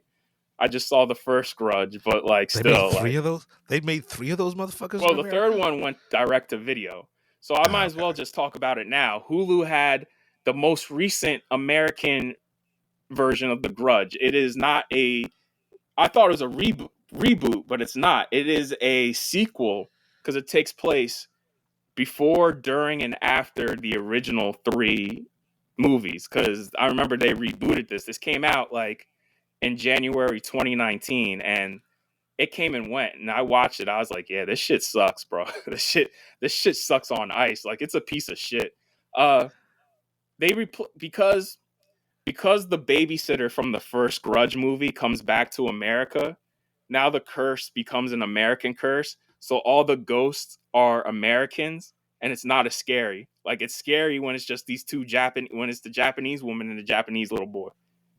But they're all white, though, right? Yeah, and it's just like, except for Damien Bichir, because Damien Bichir's in there, and he's the only person who's just like, nah, Andrea Riseborough is the person who fucks it up, because like even Damien Bichir's like, there's a reason why we don't investigate this case. You just came here to this police precinct and you want to solve this case.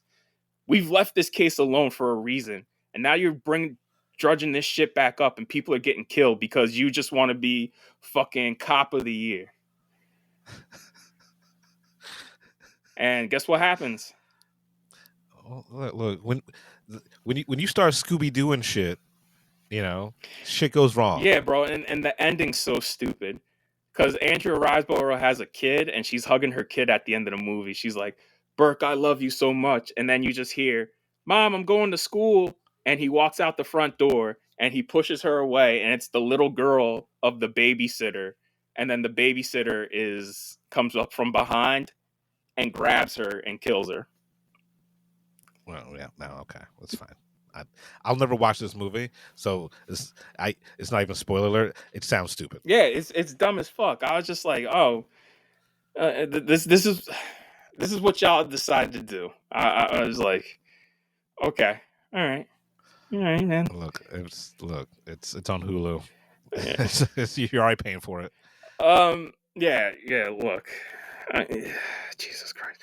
American remakes, except for The Ring, that's the other thing I'll get into. I watched Ringu, the original Japanese one. Good movie. It's just the problem is I saw The Ring. Right.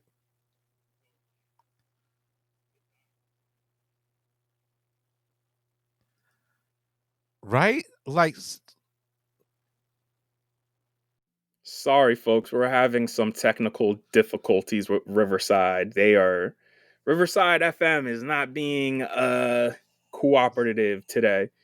But anyways, back to The Ring. Like, yeah, it's a good movie, and I probably would think this is scary if I had not seen the American remake. You know Martin Henderson in the American remake?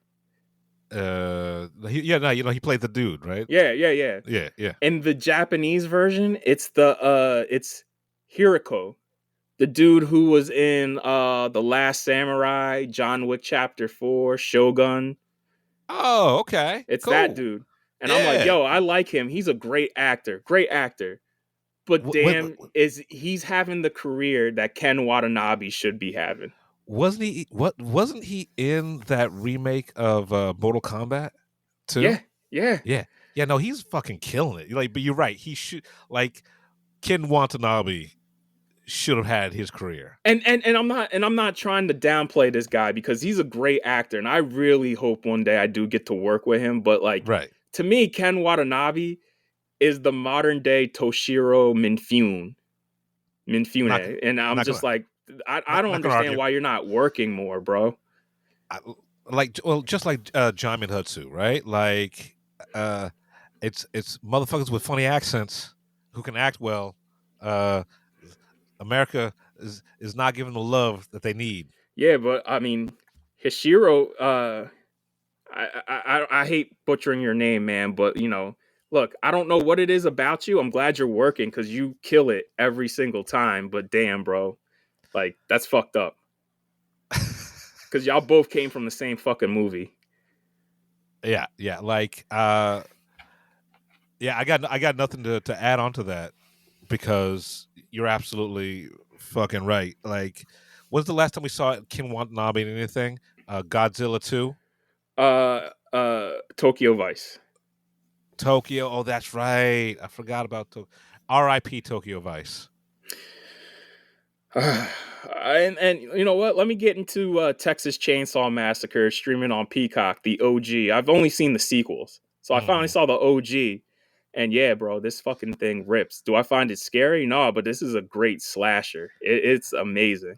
Like, if we were alive when it first came out, I could see why we would consider it like the scariest, most gruesome thing ever. But you have 45, 50 years worth of parody and just like people cherry picking from it. Like, just like if you saw Star Wars or Dune or anything like that, like everything's kind of cherry picking from OG properties, but that doesn't take away from the fact that this was a masterfully done independent film. Yeah. Right? Let's not forget that this was OG indie film. Moving on, I want to say I saw finally got to see The Nightmare Before Christmas in 3D. And yeah, damn, listen, that 3D transfer is amazing. I was just like, yeah, dog, like if you're gonna post convert shit in 3D, however they did that, that's how you do it, because it's almost like it was meant for 3D. I mean, they couldn't afford to fuck that up. I mean, that's the reason Hot Topic's still like a business. Oh yeah, it's the Nightmare Before Christmas. Before it leaves, I want to get the fucking Jack Skeleton popcorn bucket from AMC. Oh shit! Okay. Yeah, I want that bad. Like I don't collect popcorn buckets, but that's the one I was like, yeah, I gotta get that one. I do want the Gladiator 2 popcorn bucket though. Oh yeah, so do I. I want the cup and the bucket, but I'm gonna buy MF Doom stickers and slap those all over it. Because like, yo, listen, word has gotten out about Gladiator 2, right? They had 2 screenings, one in the IMAX in LA on Friday, and then one Monday at the 8-story IMAX in New York. And there's a reason why certain critics weren't invited to either one. Like, I remember LA, there was top name critics who weren't invited to the one in LA, and they were just like, this is bullshit. And so the top critics who were invited, they were just like, yeah, it's good, but Right. and the people who were influencers or just regular YouTubers were like, "There's the best movie ever. Ridley Scott killed it. It's better than the first." Monday rolls around. Most of them are critics, not influencers, and they're just like, "Yeah, it's good. It's really good. It's just not as good as the first one." And it's just like, "Okay. All right." Yeah.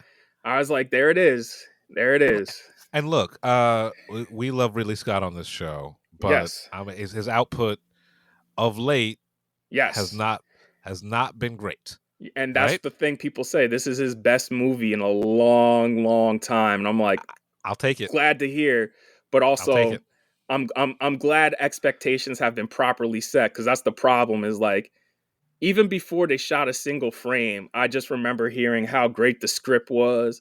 Denzel signed on because the script was so good and this and that, and he doesn't like doing sequels, but he did this one, and I'm just like, I'm glad to hear my feelings were right. Like the fact that you sort of tampered your expectations, like Because I had a feeling, I had that nagging feeling, like I don't know, something seems off here. Like, I'm excited to see it. I'm still Right. excited to see it, but like, I'm glad my expectations are now in check, where people are just like, expect a good movie. It'll probably get a lot of nominations. Just and look, relax.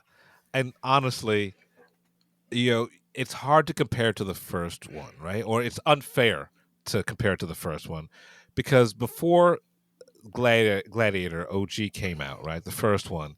When's the last time you had a epic swords and sandals? That's one of the primary reasons why it won, because they painstakingly recreated Rome using CGI, and it was like one of the first movies to do that. Like, it came out a year before Lord of the Rings, and that's the thing, is like, people were so blown away that right. they did this, like how they did it. Yeah, so like because if you watch Gladiator now, it's just a simple revenge movie. Like, I haven't seen it in years, and I'm gonna watch it before we see part 2. But I was just like, when you think back on it, you're just like, dog, it's just a simple revenge story. Like, it's wild to me, like, that it won Best Picture. Because if you think about it, you're just like, yeah, it's a fine movie. Right. But like what they did, is why they got the burn. Right. Exactly. And I'm not taking away from it, but like, it was new. It was right. It was new. Right. And so now that we've trumped it up for the last fucking 25 years, right? And we've had time away from it. Everybody's coming back around to it, and it's just like, oh yeah, this is a good movie, but like, damn, did we overhype this shit? Right. So I'm looking forward to Gladiator 2, and I know and I'm glad that it's at least good, right? But like people say, comparing it to the first one, because like you said, if you go back and watch the first one's just good too. Right? Like, because I watched it like 2 years ago, and it's like, yeah, it's cool, it's good. Like, yeah. I'm enjoying this. Right. Even though I've seen it 15 times, I'm still enjoying it, but it is not the revelatory end all be all swords and sandals movie that we've made it out to be. Right, because I'm gonna watch. Like, I haven't seen it in like 10. I want to say 10 years, Jeff. I haven't seen it in so long, and I like, again, once the next time I get paid, I'm gonna buy the Blu-ray 4K Blu-ray off of Amazon, because it's cheap enough. I just want to throw it in and watch it, and just be like, all right, let me revisit this before, now that they're starting to screen Gladiator 2, let me fucking finally watch it. And I have a feeling I'm just going to be like, since it's been so much time away, and from my memory of it, I'm just going to be like, oh, this is just a revenge story. It's fine. Right. But it's good. It's good. Yeah. But it's like, once again, nostalgia Right. plays a part, because And I get why they're screening it so early and showing it to influencers, because this is opening at the same time as both Moana 2 and Wicked. And we all know Wicked. that's gonna eat. And Moana is still Moana 1 is still one of Disney's biggest films. Like, they still make money off that motherfucker. So like musicals win. Musicals Yeah. will always win. even especially if they're terrible. Yeah. So like, yeah, I like you said, I get why they're trying to build up the buzz. And good for them, but it's gonna be it'll do fine. It'll make money. And look, I'm more excited for Gladiator 2, but I want to see Wicked more, just because I don't know shit about Wicked other than Defying Gravity. And I haven't even heard the whole song of Defying Gravity. I've only heard bits and pieces of it, because that's how big that fucking song is. I know the basic story of Wicked, but I don't know shit. But beyond like the basic story, I don't know the story beats, nothing like that. So I'm going in almost like just a little bit less fresh than you are. But I want to look. The Broadway show is one of the most popular fucking things. Was one of the most popular things on the planet for the longest time. So there has to be a reason. I hope Universal puts us in Dolby or IMAX, just because like I want to be comfortable for this 3-hour movie. I want to be comfortable, and look, I want to see it in the best way possible if they're really banking on this. And also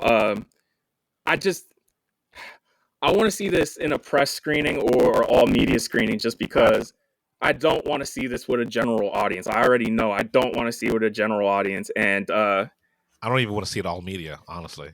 Because the all media screening last night, I'll get into it when we get to Venom, but like, yeah, bro, like, that was all media last night? Yeah. I was just like, damn, because I saw a lot of big name critics there. Like Allison Wilmore sat in the same row as us.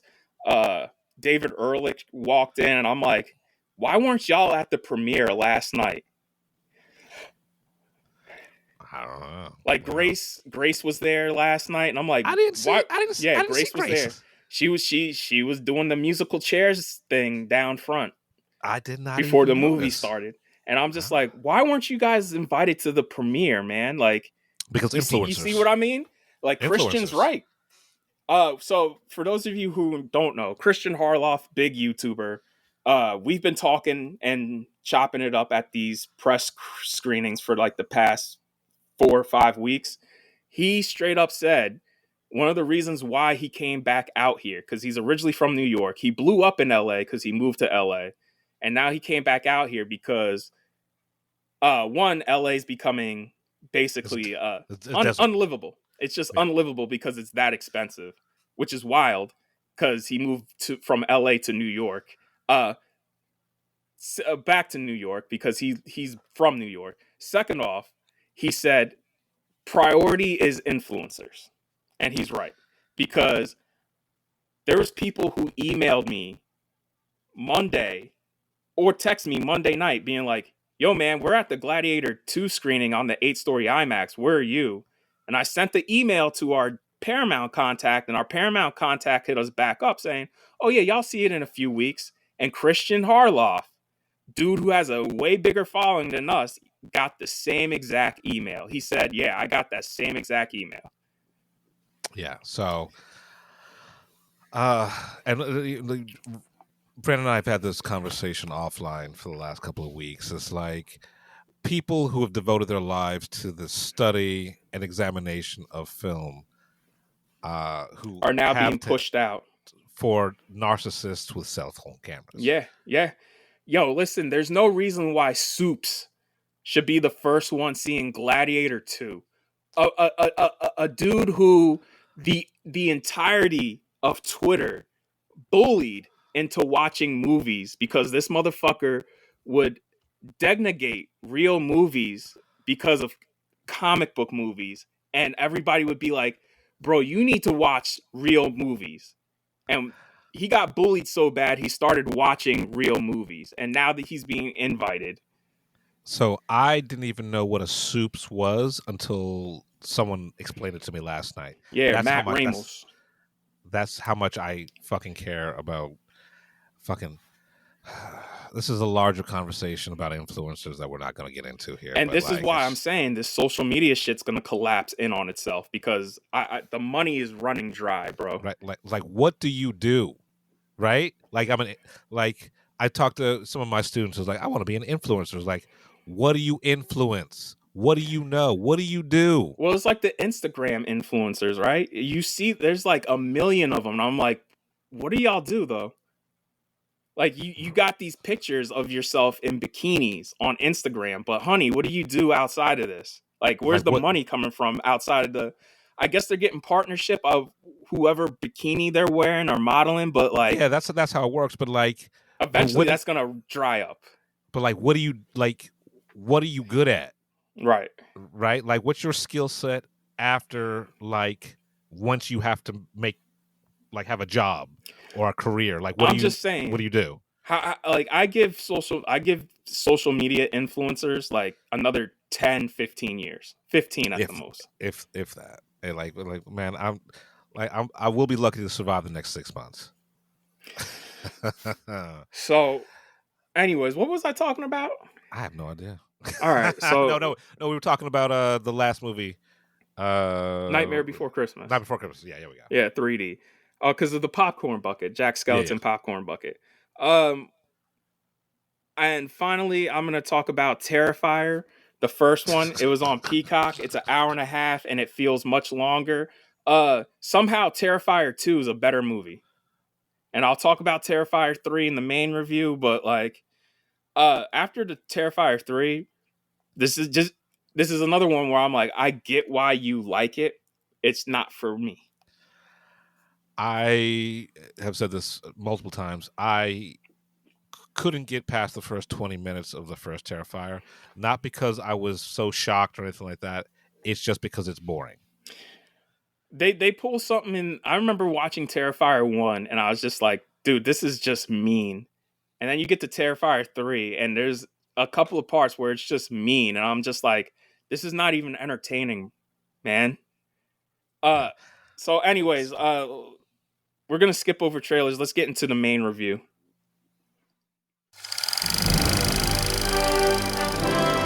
And now, the moment you've been waiting for, the Film Blurts feature film review. All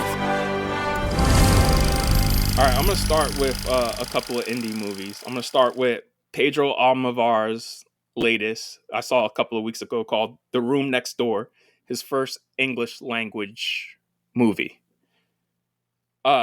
It stars Tilda Swinton and Julianne Moore, and now I want to see these two together in movies all the time. It's basically Tilda Swinton's dying of cancer, and she gets a cyanide pill, and she's like, "Hey, I rented this room in upstate New York, this house in upstate New York. I want you to come with me, be my caretaker. I'm gonna swallow this pill, and I want you to stay in the room next door so I don't die alone. So that way, if the door's open, you know I'm still alive. If the door's closed, that's it. I'm good. I'm done." Oh wow! All and right. they do so, and you see them working out the morality of it, the legal stuff for it, so Julianne Moore doesn't go to prison for assisted killing. It sounds like a Pedro Almodovar movie, and it's so good because it's so touching and moving and human, and it's a movie about death. But it's just, I was just like, for a movie about death, this is so like tender. Yeah, I mean, and you know, like all Almodovar movies, it's colorful, lively. You know what I mean? It was nice seeing a movie in New York and you see the main characters go to the film society at Lincoln Center to see a movie. Yeah, look, I really did like this movie. I think this will probably end up on my best of list. There's something at the end that happens that people were laughing at, and it'll probably take most people out of the movie, but it didn't. And for a lot of people, it didn't. We're just laughing because we're acknowledging what's happening, is all. But like, yeah, John Turturro also in this, and he kills it too. He kills it. So like, Pedro, one of our finest filmmakers working, and he does it on his own terms. I know we're probably reaching the end of his career because he's also now like 75, 76. Is he that old? Yeah. Oh wow. Yeah. Let me Google to make sure, but yeah, my man's he is up there, bro. I can't say enough about this. It comes out in December, so see it. Yeah, he's 75. Oh wow, shit. So like, yeah, man, 75, and this is his first English language picture, you know? Okay. Oh, look. Really like this. So, moving on, I want to talk about Universal Language. It's a Canadian film, but it's all in Persian because it takes place in the Persian community in Canada, and it's a absurdist comedy. And for a movie called Universal Language, pretty impenetrable because all the humor is Canadian humor, and it's Canadian humor specifically for people who live in that specific part of Canada. So talking to people afterwards, we're all just like, sure. Like, none of us hate the movie. It's just for a movie called it's just like the Q&A afterwards made me appreciate the movie more, but I still don't like it. I'm just like, it is what it is. It's not for me. Yeah, it's like there's a lot of things in here that a lot of people pointed out inconsistencies for, and I'm just like, yeah, sure. Like, that's what they're going for. That's what they want. Yeah, and like, it's Canadian. Yeah. Like, it's like, for a movie that is 80 minutes, it felt like 3 hours. Oof. All right. And he's mimicking a lot of Kiarostami movies. And Kiarostami is slow cinema. Mm-hmm. But there's a point to that shit. And Kiarostami doesn't make like absurdist comedies. And like, sometimes it doesn't translate. And then like to translate it and then translate it again. Right? So not only it's and I get what they were going for, but like nothing about that sounds interesting to me. Abbas Kiarostami is a filmmaker. I watched a lot of his movies in film school because my professor loved him and showed a lot of his movies. And even in film school, looking back, I was just like, man, a lot of these movies bored me, but in retrospect, these were great movies. Movies I'll probably never watch again, but like I really did in retrospect. I'm like, oh, these are great, but like I don't know why you would try to take his style and try to do an absurdist comedy with that. I don't. It's fucking Canada. I don't know. I don't know. Anyways, I'm gonna move on to Luca Guadagnino's new film, Queer. First and foremost, this guy needs to take a break because he's currently in post-production on another film and in post-production on a documentary. He's getting ready to start shooting his newest movie next month, and he has a couple of more lined up after that. And he just signed on to readapt American Psycho. Like, it's not a remake. Apparently, he's doing a straight adaptation of American Psycho because apparently the book and the movie are that different. Okay. So, Queer. I like the movie, but I cannot recommend it to people just because, like, I ain't gonna lie for you. This movie was originally 208 minutes, and I can't imagine anyone wanting to sit through I don't even want to see the 208-minute cut, because as it stands, it's 130 minutes, and I think there's parts in the second act where you can just cut out, because it meanders a lot. Mm-hmm. With that said, good looking movie, as is all Luca's movies. This very much is a story about a pathetic, lonely gay dude. And it's based off of William S. Burroughs' autobiography. So Daniel Craig is playing a fictionalized version of Burroughs himself, because that's how he wrote it. If you want to help yourself parse out this movie, read William S. Burroughs' Wikipedia, and you'll watch the movie and everything will make sense. Like, this is a great looking movie. Like, the sets are stylized intentionally. Takes place in Mexico City primarily before they go on the road and end up in the jungle. Everybody was talking about how scandalous and graphic the gay sex scenes were, and I was just, when they happened, I was like, it's whatever, man. It's just, I don't even see, it's nothing to get upset about. I'm not even gonna touch that. Like if you're comfortable, like I said, if you're comfortable with your sexuality, you're gonna watch it and you'll be like, yeah, sure, man.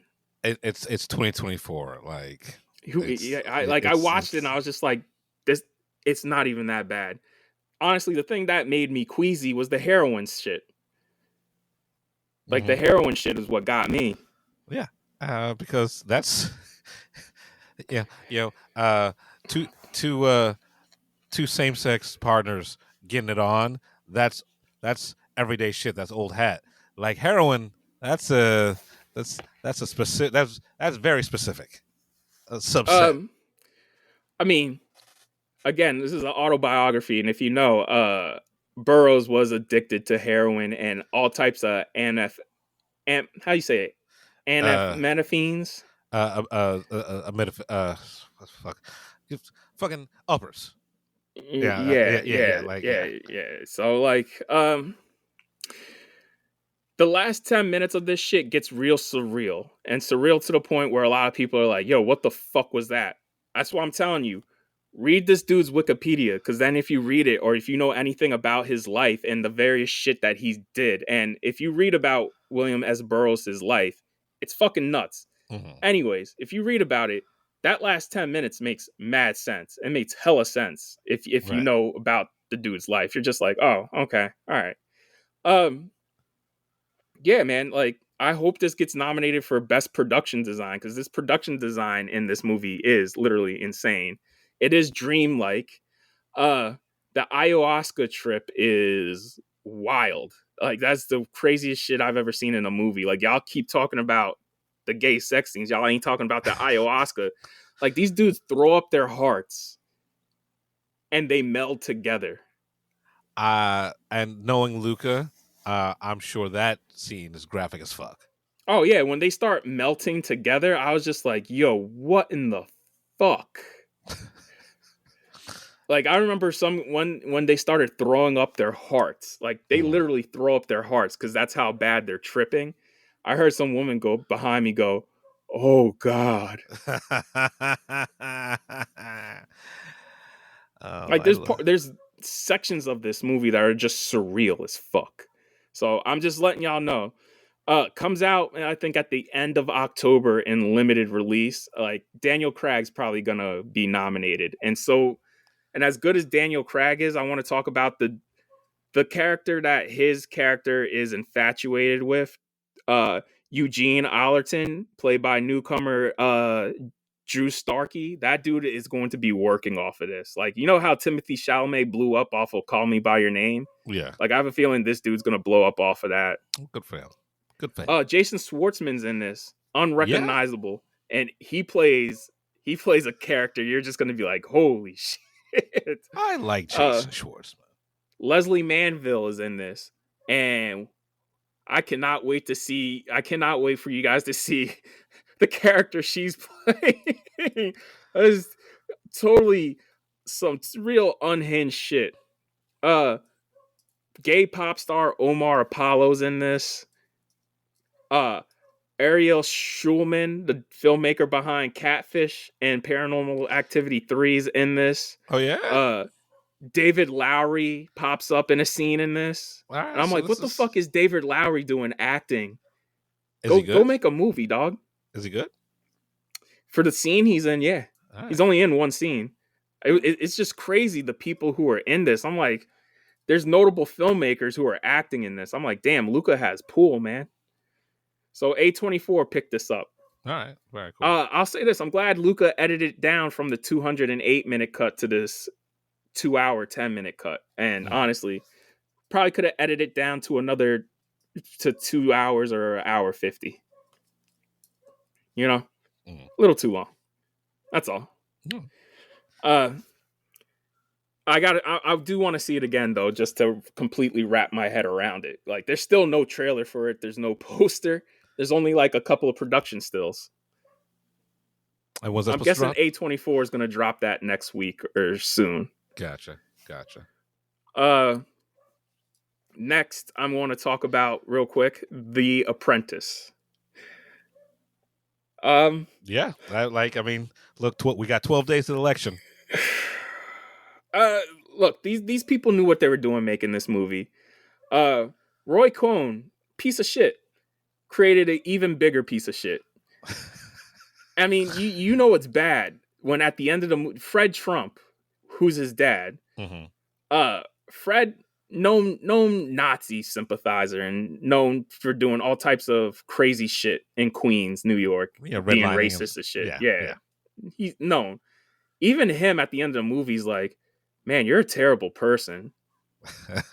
Think about that. If a fucking Nazi's looking at his own son being like, Jesus Christ, you're a piece of shit. Yeah. And even Roy Cohn at the end of the movie, he's like, damn, bro, like, what the fuck? Yeah. I mean, look, it's not going to change anybody's minds, right? Oh, no, because there was a couple of Trump supporters there. And once it got to the rape scene, a couple of them walked out. And then a couple of them just stayed. And after the movie, they were like praising the movie. And I'm just like. But did you watch the same movie? Did we see the same movie? I'm just like, Jesus Christ, man. Like. Those are the same kind of people who would be just like, we were just following orders. Yeah, Yeah. Roy Cohn, a piece of shit, like true piece of shit, just built a bigger piece of shit. Like, I don't know. It's wild to me how you watch a true despicable piece of shit create a total monster bigger than himself, and even he's just like, ugh. Look, we create the things that will destroy us. Oh yeah, yes, because yeah, listen, Roy goes, yo man, what happened to you? And it's just like, look, you did this. Yeah, you did this, bro. What did you think was going to happen? Yo, like I mean, it's all there. If you know Trump now and you watch him now and you watch this movie, you're like, yeah, it's all there. From like, they talk about the failed businesses and all the lawsuits and how he dodges the lawsuits and the blowback from his failed businesses. And even as they're building like Trump Tower and Trump Taj Mahal, they're like, how's any of this profitable? He's like, no, don't worry. It's going to be big. It's going to be huge. When someone tells you who they are, believe them. Trump has been telling us who he has been for the last 40 years. Oh, yeah, bro. Because, listen, when I was growing up, to me, he was just a con artist businessman. Yeah. Who just owned a casino and owned some real estate. Yeah. Like, we all knew he was a con artist. Come on, man. Like, nobody really looked up to him. We're just like, oh, he's just a person. He is a literal media personality and a real estate con man. Right. It was all fun and games when he was, a reality show host. Yeah. Right. It was cute. It was like, you're fired.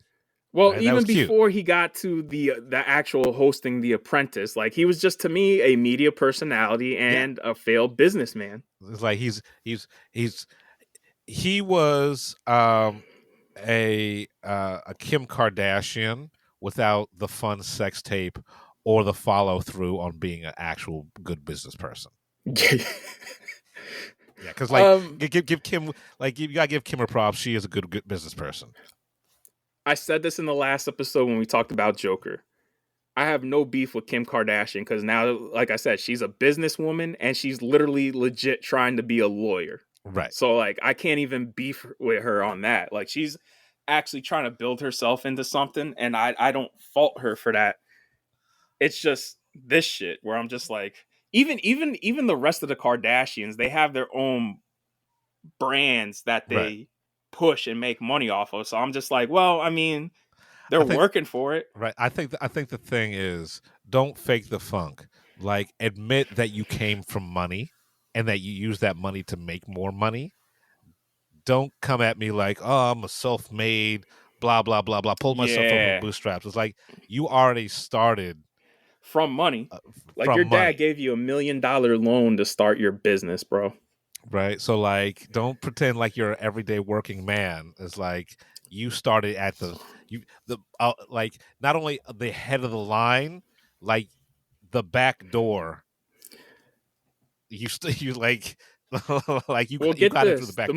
The movie shows like his dad is starting to get dementia and Hmm. starting to decline health wise. He gets Right. his dad, he tries to force his dad into signing a contract that would cut his brothers and sisters out of the will so he'll get all the money to start backing all the businesses he has in play because people are coming after him for money because there's no income coming. Because you're a shyster. Right. Uh, And his mom walks in and she's like, "What the fuck are you doing? I can't believe you're doing this." She's like, "Get out of here. Don't ever come back." And I'm like, Jesus look, Christ. scumbag on a scumbag, Yeah. right? Like, I'm not surprised. Like that is the least surprising thing. So, So the apprentice, yeah. Sebastian. Shout out to Jeremy Strong and shout out to Sebastian Stan because they killed it. So does Maria Bakalov. Like, I've never felt bad for a Trump, but I feel bad for Ivana. No, what's the first one? I'm Ivana. trying to see now. Yeah, Ivana. That's Yeah. her name. Ivana. I feel bad. I was like, damn. Jesus Christ, bro. Uh all right, let's get into CADDO Lake. I love this movie. Look, I'm gonna tell you straight off the bat. This is a bad movie. Like top to bottom bad, but I love it because it has the balls to follow through. Not only follow through, like once you hit a certain part of this movie, it is twist after twist after twist after twist. that And not none only of does us. it follow through on it, at the end of this movie, it's it presents itself as like, isn't this so emotionally profound? And I was just like, no, this is stupid. And I can't believe y'all actually did it. I had to watch it twice in a row because I could not believe. I was like, yo, y'all actually tried to do this shit? Who taught you motherfuckers time travel? Because none of this shit is how that shit works. This is redneck Back to the Future without the fun, Shit, right? this shit is wild It that is. this got made. Well, of course, it's insulting intellectually. It's emotionally manipulative, right? They've got fucking characters in there. Like, and I brought this up to Brandon. This thing pissed me off, and it shouldn't have. The one of the only two black characters in this whole entire fucking movie, right, is a dude who's uh Dylan O'Brien's partner on whatever job they're doing. I guess they cut up oil pipes or whatever like that. This Negro, his whole entire job in this movie is to complain about how his back hurts, right? Mm-hmm. He mentions it 3 times. Mm-hmm. The first time, sure, I'll let you get away with it as a character flourish, right? Mm-hmm. Conversation. Mm-hmm. Second time is intention, right? Mm-hmm. Mm-hmm. So when you introduce something to a story twice, it has to have a payoff. Then he mentions it a third time, right? And then they leave it alone. Nothing about him complaining about his back hurting. It doesn't even like translate to like, oh, this is the like he's in a time loop or anything like that. This nigga is just complaining about his back, right? So story-wise, that is 2 minutes of time that I have wasted in this movie with no fucking payoff. And that's the movie. That's the crux of the movie. It's like all this shit that they're trying to shoehorn payoffs into. My thing is, and I talked about this with my brother. Once Dylan O'Brien is in the future from his time, like his future, our present, somebody's gonna recognize that motherfucker and be like, right? Wait, how are you still the same age as when you disappeared 20 years ago? Right? Like they had fingerprint technology. Yes. Right? Like no one, like you arrest this motherfucker, you don't run his prints right away. Even in 1985, they have fingerprints technology, right? When he disappears. Right.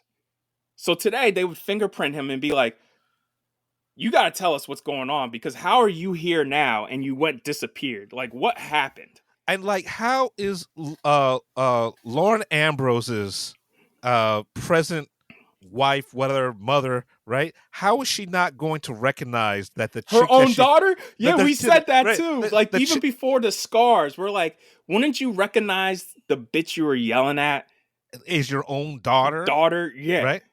And how do you jump from, like, what's the leap in logic from, okay, my husband or my boyfriend, my baby daddy disappeared, to like this homeless woman, like essentially homeless woman breaking into your car and you going, give me my man back, right? And then in the future, like you make this connection that like, oh, yeah, I fought the bitch who stole my man, who stole your dad away from me, right when you were born. And it's like nothing about that interaction would give you the idea that this bitch he ran away with her. That right. He ran away with her. Yeah, like, yeah. Where did you make that leap in logic? Yeah.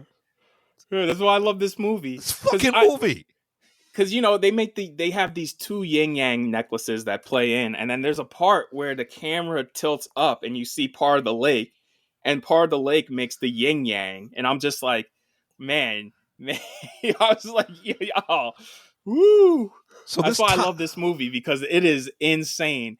It feels like they're patting themselves on the back once it gets to the last scene of the movie. Like, isn't this so profound? Also, it is wild to me that the little girl who becomes the mother and then the grandma doesn't realize, like, that she doesn't say anything, but that she's well adjusted. Also, when she's healed and wakes up and she's in like 1950, she don't freak out at all. Like she doesn't end up in the insane asylum being like, bro, we have cell phones that can do all types of shit. Right. She's like, just well adjusted.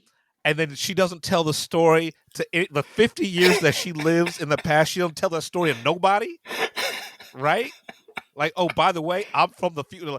Like no one's like, oh yeah, your mother was a little crazy. She kept on talking about how she was from the future, right? And the only one who goes crazy is Lauren Ambrose's character. Like, she is unhinged to the point where I'm like, why would anybody be around her? Like, there's no explanation.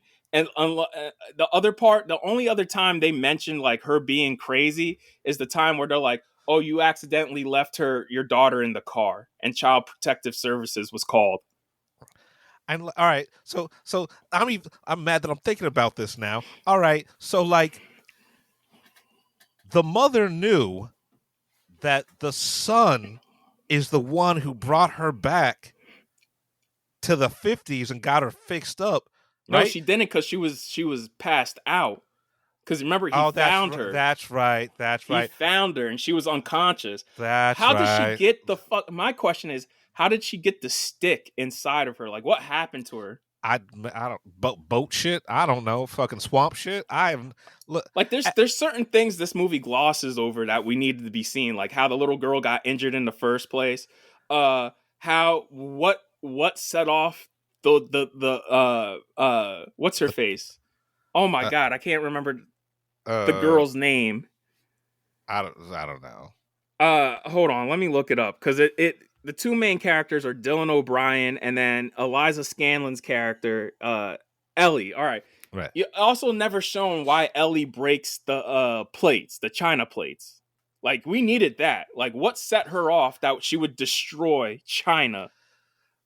Also,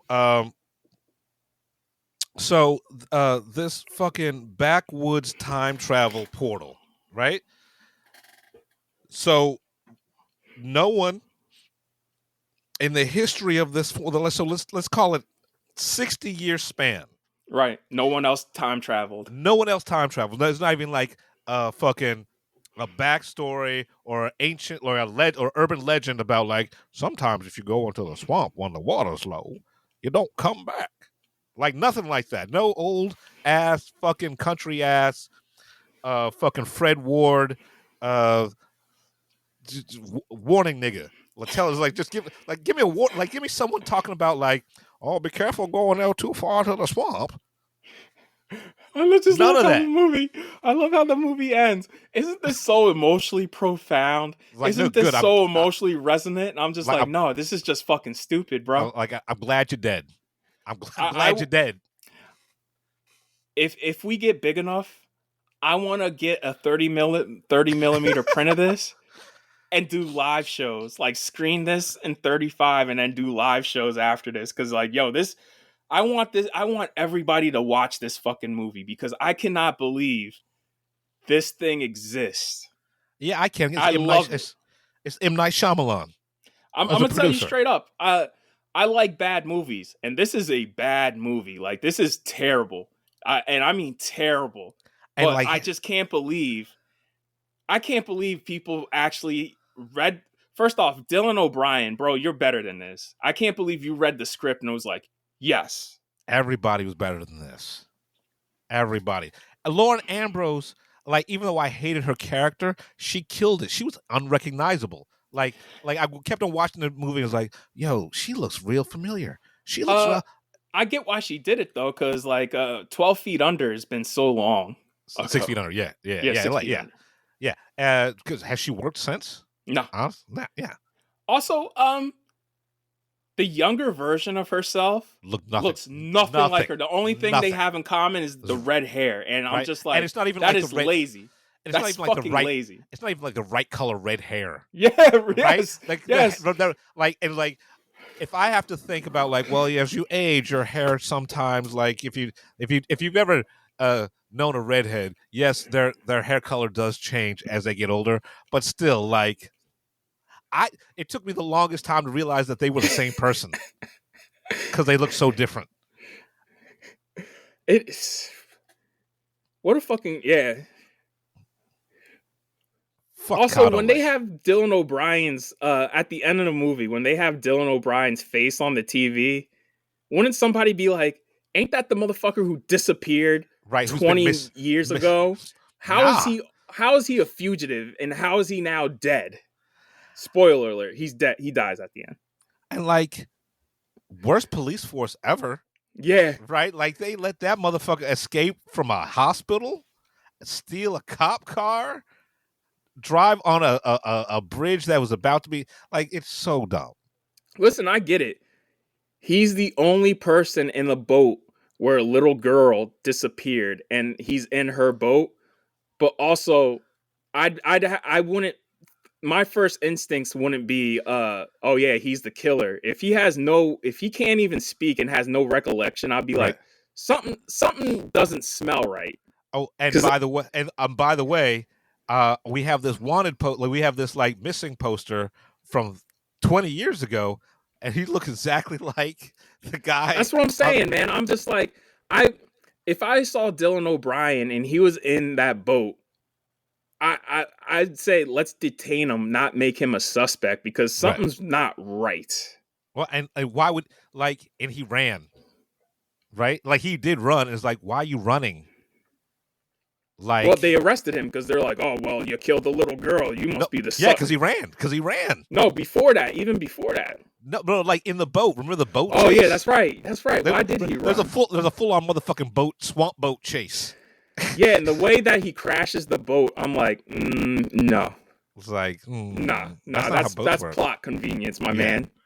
Like they might as well just put explosions on that shit, right? The way, like they had him hemmed up in the hospital, like he fucking hit a wall at 30 miles per hour. It's like that was a 10-mile-per-hour boat chase. Yeah, that boat would not flip over that easily. It's fucking brought to you by Michael Bay, like just fucking tree trunks exploding and hitting shit. Might as well. Goddamn fucking Dukes of Hazzard. I love this movie. I love this movie. Y'all should watch it, but I make this clear. And I make this very clear. This is not a good movie. And once you get to the end, you're going to be just as astonished as me, where you're just like, are y'all fucking serious? And like, here's the thing. Ellie, she makes dumb moves throughout the whole entire thing. Yes. So she sees herself return the boat. Yes. Right? And decides to steal it. And it's just like you would just, this, you now realize you're in a time loop. Why don't you stay fucking still? Right? Because every time you do the stupid thing, right, you're continuing the goddamn loop. Why don't you just say, hey, by the way, there are two of me. Right? Well, like, nobody would believe her. Right, but like she saw herself walk, like get off the boat and run up. And then ran and steal the boat. Right. Why didn't you just stay there? And it's like, oh, by the way, we're in a fucking time loop. Shit's fucked. Oh, then there's two of them? And there's two of them. Like, they gotta believe them then. That's true. They gotta believe her then. There are literally two of us right here. Listen. You're trying to make logic out of something that everybody I've talked to has thought more about than the people who made the motherfucker itself. 100%. Because the people making this, they would read the script and just be like, bro, this makes no sense, though. Like, A doesn't connect to B. Fucking M. Night Shyamalan was just there sitting in his feet up on a desk smoking a cigar. It's like, time travel, see? And rednecks. Yeah. You know what's sad is, as bad as this movie is, and as much as I was entertained by this still isn't the worst movie I've seen all year. Like, I'm like, yo, y'all motherfuckers could have put this in theaters, and this probably would have made money because of how fucking insane it is. Yeah, like, and you're not wrong. Like, this is better than The Watchers. And The Watchers got a theatrical release. I still haven't seen The Watchers. I have no interest in seeing The Watchers after hearing you talk about it. Everyone I have talked to has seen The Watchers. Like, nah, I'm good. Think about it, Jeff. If I'm gassing up CADDO Lake, how bad is The Watchers? You're right. That's going on the bottom of the list. Because CADDO Lake is just a movie where you cannot explain it to people, because if you try to explain it to people, people are being like, are you having a stroke? And like, I thought I was. Like, I was watching this and I was getting angry for no apparent reason. Oh, I wasn't getting angry. I was getting excited because I was just like, oh, what dumb shit are we going to do next? All of the dumb shit. They were doing all of the dumb shit. Yeah, and like, they're like, oh, and I know they were just fucking sucking each other's dicks in the writer's room. It was like, and then you find out that his mother is actually the girl that he rescued. It's like, you fucking. Yeah, listen, I'm not gonna hold y'all. This movie's fucking terrible, but I love it. Like, Jeff gasses up bad movies all the time, and I'm like, really, nigga? Really? We finally switched places. We finally switched places where Jeff's like sitting here like, really, nigga, this shit? And I'm like, yeah. So we found it. We found it. Because make no bones about it, bro. Like, no. This movie is bad. But I love it. Like, I really do hope this gets a physical release, because I guarantee you, in a year or two, this is getting deleted off of Max. Look, all right, so I'm putting this out there to anyone who has any sort of clout that listens to this show. As a present to Brandon, I want you to get a physical copy of CADDO Lake, and I want it signed by the entire creative team. I want that for Brandon. Can you press me a 30 millimeter print so I could go on a road show? The Film Blurts presents a 35 millimeter presentation CADDO Lake. Oh man, yeah, I'll clown this thing live. I will drunk. take this I'm on a drunk. road. I will go across. I will hit every major city in America that has a 35 millimeter projector. If you have a 35 millimeter projector, I will come with this print, and I will fucking sit here and talk about it all day. Trust me, it won't be out of love. I've seen this movie twice, and I'm still astonished. I'm astonished still talking about it now. Like, I'm astonished that it exists. I'm astonished that, like, people are just like, yeah, yeah, yeah, okay,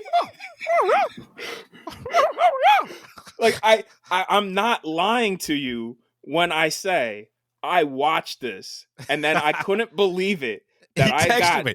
He fucking texted me like, Jeff, as soon as it was like, you gotta watch CADDO Lake tonight. And like, oh, okay, yeah, is it that good? It's like, no. He just texts no. Jeff, like, I told Jeff this. I was like, bro, I just watched it. I got extremely zooted and watched it again. And that second time, I was laughing because I literally thought I was like, wait, am I having a stroke or a fever dream? And I watched it again, and I was like, oh no, these motherfuckers really did make all these choices. Like, every single choice made in this movie. I was like, oh wow. I didn't even notice the yin yang swamp. I didn't even. If I yeah, the two necklaces, right? Yeah. It makes the shape of the two necklaces at one point when they when the camera tilts up. I must have blinked or something like that, because if I had seen that, if I had realized that, I didn't catch that till my second watch, where I was just like, oh, you motherfuckers, really? I was like, oh, you dusty motherfuckers. I was like, wow. I was like, wow. I was like, y'all really think you're profound, huh? Oh God, they were just in that fucking writer's room, fucking typing with two fingers. Like, and you know, they sat back like this and just like, crossed it. Wow, yeah. Listen, I don't know what to say, bro. This shit is. Goddamn. Yeah, bro. I'm gonna watch. Before Halloween, I'm gonna watch this shit again. Can we have let's have we gotta know someone who can give us some CADDO Lake, fucking merch or swag. Let's have a CADDO Lake contest. Yeah, man. I want to wear a CADDO Lake shirt. Like, I want a CADDO Lake shirt. Anybody? Like, I know a couple of motherfuckers who make shirts. I'm gonna make you a CADDO Lake shirt. Yo, man. Oh, this is. People are angry at Trap, and I'm just like, oh, you're angry at Trap? Have y'all seen The Watchers? No. Have y'all seen CADDO Lake? Okay. Well, you have no reason to be angry at Trap. See, this is what I'm talking about. My theory that M. Night died making The Village, and this is some sort of clone hybrid, but like it was half baked. Like the clone didn't stop cloning. And you know what's wild? He only produced it. Yeah. Look at the other shit he produced. He only produced it. Remember what was the elevator one? Devil? Yeah. Oh. Well, don't get me started on that. Yeah. I mean, that movie was just boring. This is just so insane that I was just like, bro, nah. Devil was a waste of Bokeem Woodbine. All right. Let's move on. CADDO. Let's get into Smile 2. Total opposite. Smile 2. Fucking amazing. I rewatched Smile before watching Smile 2, and Smile is a movie where I'm just like, it's fine. Jeff likes it a lot, and I was just like, I dug it. It's fine. For me, it was fine. I was like, I don't hate it. I don't love it. It is what it is. But I remember seeing the trailer for Smile 2, and I'm like, holy shit, this looks insane. And yeah, this is literally a Terminator to Terminator 2 situation. Where 100%. A lot of people my age, they either really like Terminator 1 or like me, they were just like, it's a cool little independent action movie. It's fine. And then you go to T2 and you're just like, yeah, this is one of the best movies ever made.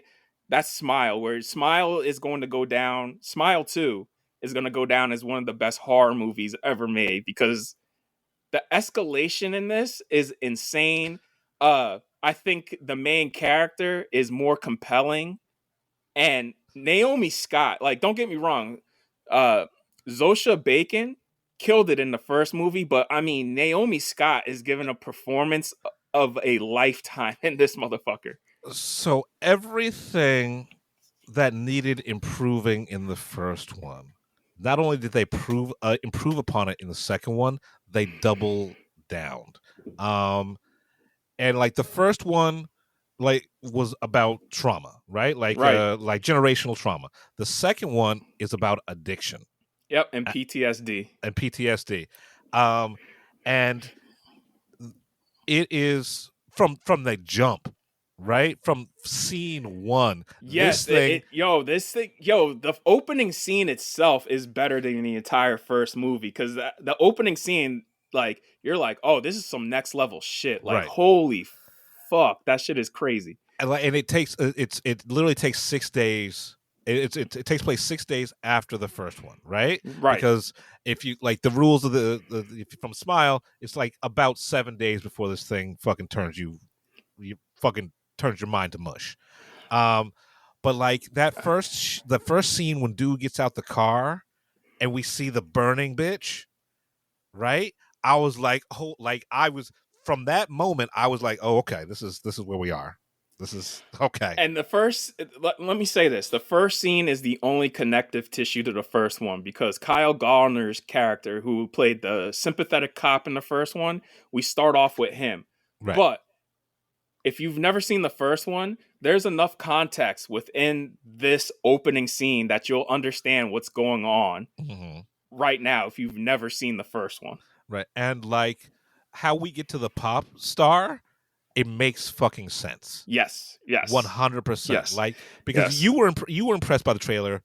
I was like, man, it looks like a sequel, right? To me, the trailer undersold how good this movie actually is. Nah, man, because there's a couple of things in that trailer where I'm just like, that's fucking nuts. And not only did it undersell that, I didn't even know those two parts in the trailer is part of the same scene. And that is one of the craziest scenes I've ever seen in a horror movie. Like, the dancer scene? Yeah, that shit freaks me out, man. Like, that is terrifying. That's the thing that makes this movie, I think they execute well more than the first one did, is just the tension in the silence and the dread of the silence. And like watching Naomi Scott go crazy. Yes. Is a sight to behold, because some of the most tension-filled, terrifying things have nothing to do, like, there's no monster in it, right? Yeah, like what the speech, her dealing with her mom, I was just like, Jesus Christ. But we see that with pop stars all the time, and how their parents just take advantage and abuse them. The mom stuff, the speech. Yeah, where she goes fucking gives the old bitch a triple axle flip over her shoulder. Yep. The car scene, like, so the car scene, the flashback is masterful because like they set it up from like the second scene what happened in the car. Yeah. But you don't really know what happens until like the third act. Even though you know what's going to happen, the way it plays out is so fucking nerve-wracking, right? Honestly, the monster's kind of ancillary, right? Well, it's secondary. Here's the thing. The thing I appreciated more about this one than the first one, we dive deeper into the lore. Like, the lore is much deeper in this one, and they do explore the lore in the first one, but not as much as this one. That's why I'm saying, like, you could go into this one and explains hold, and you'll be okay, because they go real deep into the mythology of the smile demon, as it's called. Right. And this thing is hilarious, right? But It's evil. It is evil. Like, this shit it does, I'm like, that is sadistic. No, I'm talking about like the movie itself. Oh, is, yeah. It's hilarious, yes. but like it's not. It's hilarious based on situation, and character, not because they tried to shoehorn a joke in there. It ain't the Marvel shit where it's like, ha ha ha, isn't this stupid? Right. It's like, oh, that bitch says something that's fucking funny, or the way they reacted to that is funny. Yeah. Man, I can't believe how good this movie was. Like, I went in expecting it to be entertaining, and I got so much more than that. And I know he's going to do a remake of Possession next with Robert Pattinson. Good. But when it comes time for Smile 3, the way this ends, I'm just like, oh, so we're going to leave the theme of like trauma behind, and now we can move into the theme of like virus and disease. Because like this Smile 3 could be an allegory for the pandemic, honestly, the way the shit ends. Because it ends on a game changer where I'm just like, there cannot not be a Smile 3. Right. Like, if you told me this is written as a trilogy, I was like, yeah, because it looks like it was planned as a fucking trilogy. Because they asked Parker Finn, like, they asked him, they're like, so, and spoiler, so I'm letting you know, guys know now. Spoiler.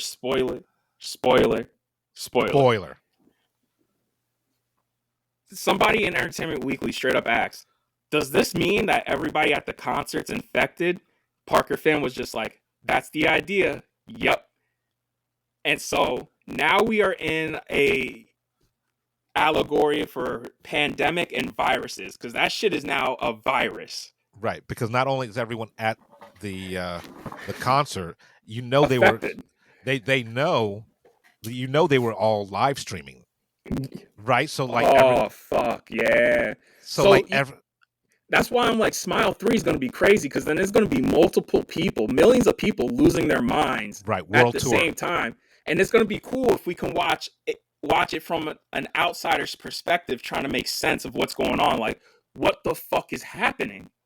World tour. It's a world tour. End of spoilers. End of spoilers.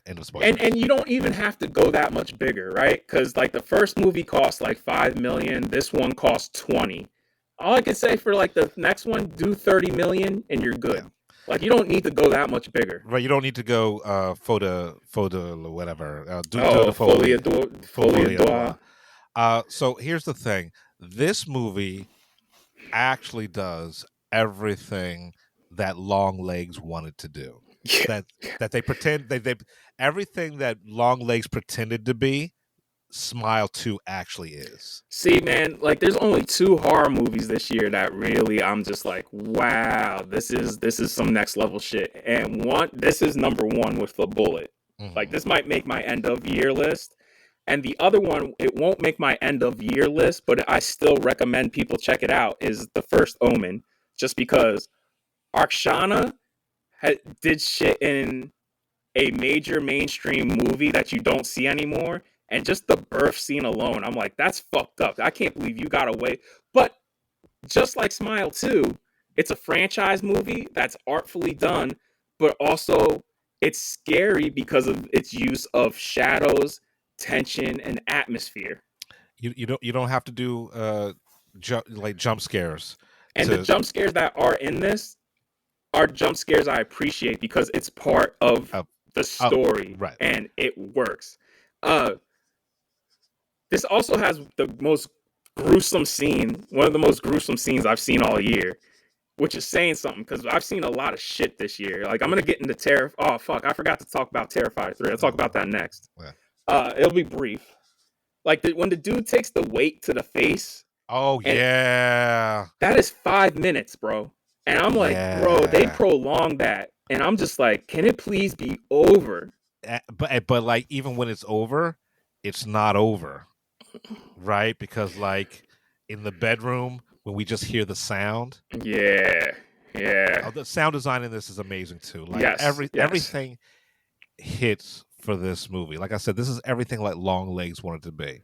Like for me, there's The Substance, this, and Strange Darling. Those are my 3 horror movies for the year. Yeah, so for me, it's this and The First Omen. And I like The First Omen, but like you've listened to our episode, I loved it up until they actually made the connection to The Omen. And I'm not too big on Strange Darling because what they do with the female character, a lot of people have been pointing it out, and I'm like, yeah, I had that feeling too. It's a bit icky. Well, it's an icky movie.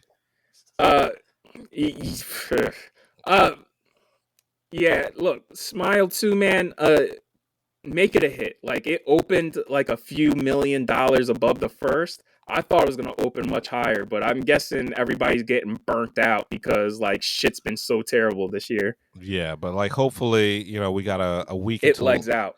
Yeah, hopefully we got a week until Halloween. I'm sure we're going to get a big push this weekend. Yeah. And I'm pretty sure Halloween falls on a Thursday this year. Yeah. So hopefully people, take advantage of it. Yeah. Yeah, man, I don't have anything else to say other than like Naomi Scott. I've seen her in other things before and I've never not liked her, but this is now the first time where I'm just like, "Oh, I didn't know you had this in you." This is a game changer for her career. Yeah. All right, real quick, Terrifier 3. I'm not a fan, okay? Like this just seems like this whole series, in my opinion, just seems like edgelord gore and gore porn. Yeah. Look, the one thing I will say, you can just start at Terrifier 2 and move straight into Terrifier 3 because Terrifier 1 has absolutely nothing to do with 2 or 3. The main girl is introduced in 2. Look, it becomes overkill at a time. Like I know people are like, "Yo, it's sick." Like people were getting disgusted and people were running out the theater. People were barfing. I'm like, it's not that bad because you can tell how fake it is. Right. And I don't mean that in a bad way. I'm just meaning that like you can tell like it's all prosthetics and shit. It's not meant to look real. Yeah.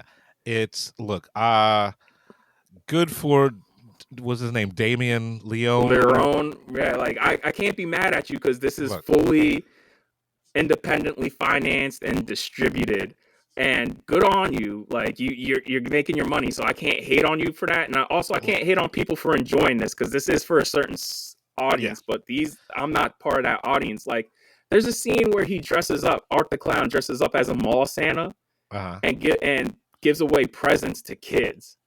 And one of the presents is wrapped up, and the kid opens it, and it's a bomb, and it blows up all the little kids. And I'm just like, why, man? Why do that? So it's like Looney Tunes. Why do that? Like, it's fine. Like, you're killing little fucking kids. And look, I don't care. I don't care about killing. I don't care about killing little kids in movies. I actually appreciate movies that go that extra level and actually have the balls to kill a kid. But this is. But why? Why the whole entire fucking movie? Right? There's a scene where he kills somebody and he cuts with a chainsaw. He shoves the chainsaw in the dude's ass and he cuts him from his scrotum all the way up to his head, and he cuts him in half that way. Cool. So you see his balls get cut in half. You see him dig the chainsaw in his ass. Art has a sidekick in this one. This chick masturbates with a broken piece of glass, and you see the blood dripping out of her dress as she's masturbating with the broken piece of glass as she watches Art kill somebody. And I'm just like, this is this edgelord shit, bro. Like, I'm good. Yeah, fine. Man. I'm just like at a certain point, I'm just like, why? I watched the end credits, and shout out to Dulce and Clemente. They're over in Robbinsville. Mm-hmm. They catered this movie, and I was like, oh, good for them. A local business that's near us got to work on a movie. Well, like I know a couple of people who worked on this movie because it's like relatively local, right? Because it's shot in New York, mostly, right? In Long Island. Like my dude my dude Steven, who I've worked with before. He plays the cop in it. Look, I don't have to like this movie. I don't ever have to watch this movie, but I appreciate the fact that people I know are eating off of it. I also I'm tired of the synthwave scores. I'm real tired. I'm sick of using the 80s as shorthand, right? Like the whole entire 80s aesthetic, the synthwave stuff, like without actually appreciating or doing the work to make it feel like it's the 80s, right? And it or also like just saying it in the 80s just because. I mean, you've seen this story before. Like, the main girl has PTSD from the past, from the events of the past movie. Everybody thinks she's crazy. And then the person comes back around. They're like, oh, no, you're crazy. Or we're going to have to send you back to the hospital. And then it's too little too late. It's like... Yeah, Sigourney Weaver did it the best in Copycat. They did it Aliens. They did it. Yeah. I'm pretty sure, like, they did it with Jamie Lee in Halloween, like, 2 Halloween H2O. Like, they've done this before. Even the first David Gordon Green Halloween, where she's a survivalist and people are like, bitch, that was 40 years ago. Like, you're just fucking crazy. It's like, we've done this so many times before. Right. And like, the little precocious little girl gotten on my nerves. I'm like, it's not cute. She's like, yeah, you know I'm a Snoop. I'm like, you're Snoop because you're a little bitch. Look, good for them. I hope they don't ever make another one, but I know they will. Oh, no, they already announced Terrifier 4 for next year. And I'm like, oh, well, I'm done. Like, walking out of this one, I was just like, you guys hyped this shit up. And I heard how disgusting this is. And I have a queasy stomach. Like, come on. I just said the heroin scene in Queer made me queasy. Right. Like, you won't watch The Substance because of the same thing, but like yeah, like this it's just, it's so here's the thing, it's just so over the top and so prosthetic. Like, you could tell it's prosthetics and it's just, there's no realism to this, so it's like, it's hard for me to be grossed out when you can, when it's just there for it's there for shock value more than anything. It's Karo syrup and red food dye. Yeah, man. It is literally, I swear to God, y'all, this is literally just here for shock value. That's why I'm just like, cool, whatever. Yeah. So, anyways, let's move on to our final movie. All right, so let's get into Venom: The Last Dance. Again, I'm gonna preface this by saying, this is not a good movie. It's a bad movie. But also, before we get into the actual movie, I just want to talk about film critics. They were pissed off last night. And I'm just like, I don't know how you go into Venom 3, the third movie, and get mad. You know what you're getting yourself into by this point. You said yes. You traveled. You sat down. Like, you knew what you were getting into. Like no one has ever said that a Venom movie was high art. The thing about a Venom movie is it knows exactly what it is. And here's my thing too. If you have that much of a problem with Venom, this Venom movie, why not just tell your editor, like, hey, you know what? I don't want to cover this. I don't want to review this. How about we give a junior editor a time to shine, or even say like, hey, there's an up and coming copy editor who wants to be a film critic. Why don't we have them cover it? Like, you came all the way here and bitched and moaned. Like, come on. I knew this was going to be terrible from the opening scene. Like, the opening scene, Jeff, I looked right at you and I was just like, this is some bullshit. Like, the opening scene, I was like, yo, off the bat. Look, I was thinking about it today. Like, the opening scene opens like every black Tubi movie ever, where it's like some nigga in jail talking about how he's going to go after all his ops once he gets out of the pen, right? That's how this movie starts. I have no idea who, I want to make this clear. I have no idea who Nolan is. I've never heard this character before. I have no clue. So it opens with Nolan saying, "The Codex is in Venom. We have to send the symbionts to him or else we'll be destroyed. Go, my pets, go get the Codex." And I'm just like, oh, okay, we're coming out the gate at 100. So, right, like there's always a codex or a fucking life code or and yeah. that's like a 5-minute scene. That 5-minute scene is even before the in association with Marvel. Before that even Yeah. pops up. Like once that comes across the screen, that is your exit to get up and leave. And you stuck around till the very, very end. And this dweeb, during the end credits, would not shut the fuck up at how bad it was kicking my seat the entire time. I was like, why come, bro? If you're this mad, why come? Like we after Madame Web, after Madame Web. Call her by a proper French name. Like, you have nobody to blame but yourself. Look, there's a reason why Jeff reviewed Speak No Evil on his own. There comes a point in time where I put my ego aside and I'm just like, you know what? Maybe I don't have to see every fucking movie that comes out. Maybe I trust Jeff enough where I'm like, Jeff, you can handle this. There's a reason why Jeff covered The Substance by himself. Like, there's a reason why Brandon saw Borderlands, right? Like, well, that was the only movie that I could see. Right, but like you didn't have to see it. You know what I'm saying? Right. Like, and I had no desire to see it because I knew that movie was not for me. Also, here's my thing.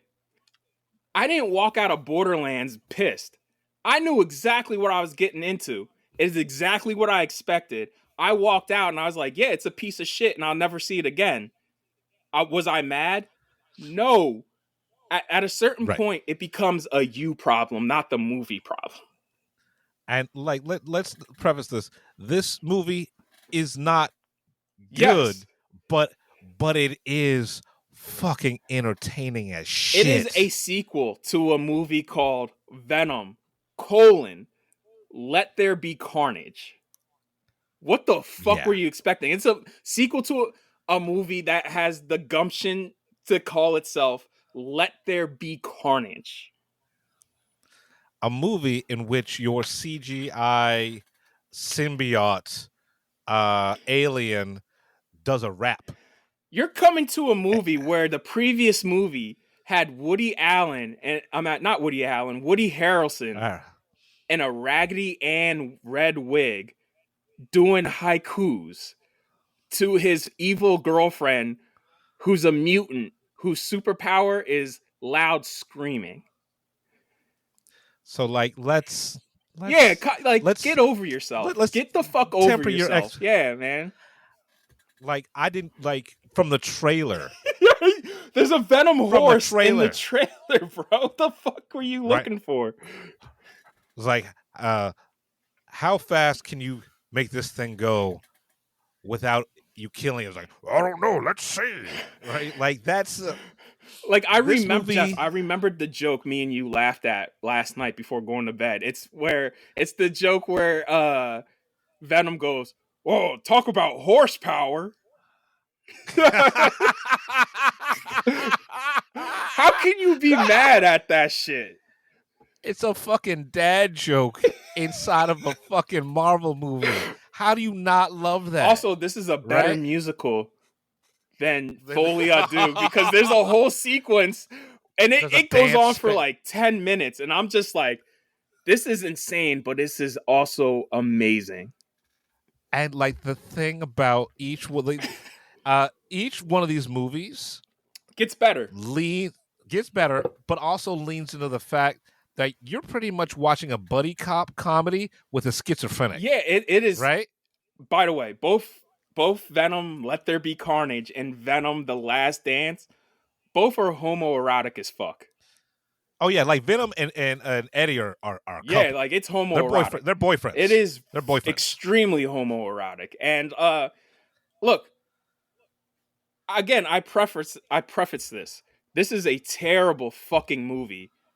But I had fun.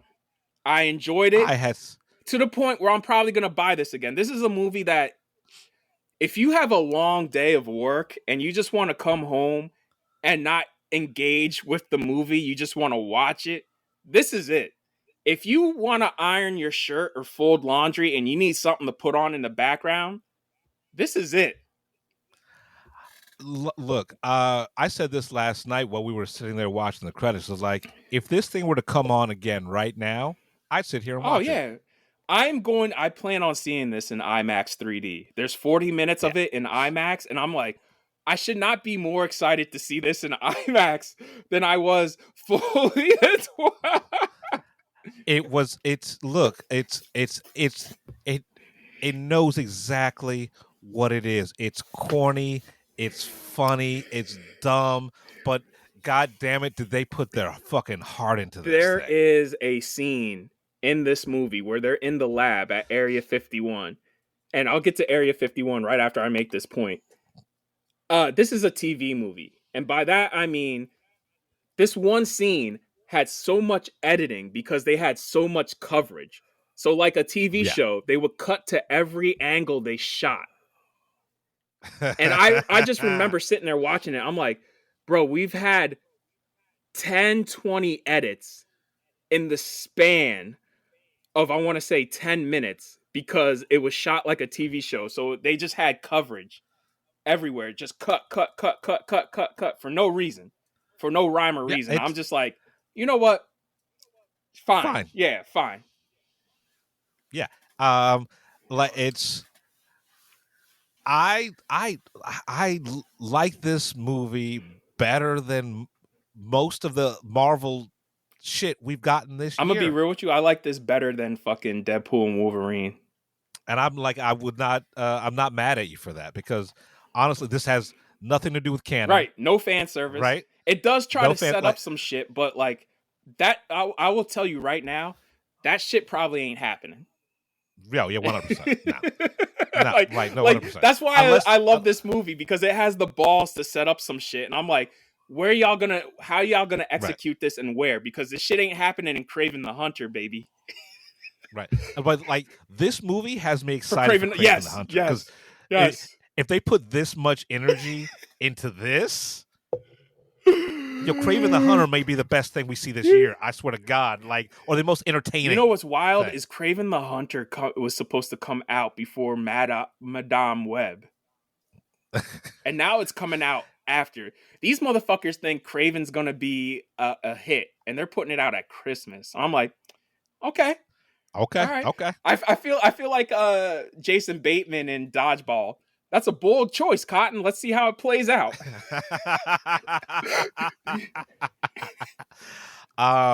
Yeah, like fucking Tom Hardy is just he's teetering on giving it his all and teetering on why am I doing this? Like the scene where it's a musical, he is literally sitting there like, why am I doing this? Like, like it's the character of Eddie's in pain, but also Tom Hardy's in pain. And you could just see the look on his face like, I can't believe I'm doing this shit. Like, I understand why he's just like, oh, I'm done. Like, this is the last one. Like, he's like, I'm done. Like, I get it, bro. Like, I totally 100% understand why you're like, unless I'm he even said at Comic-Con last week, unless I'm fighting Spider-Man, I'm never coming back. I will come back to fight Spider-Man. Otherwise, see you, don't want to be you. Right. And that's totally fine because this ended like... the Maroon...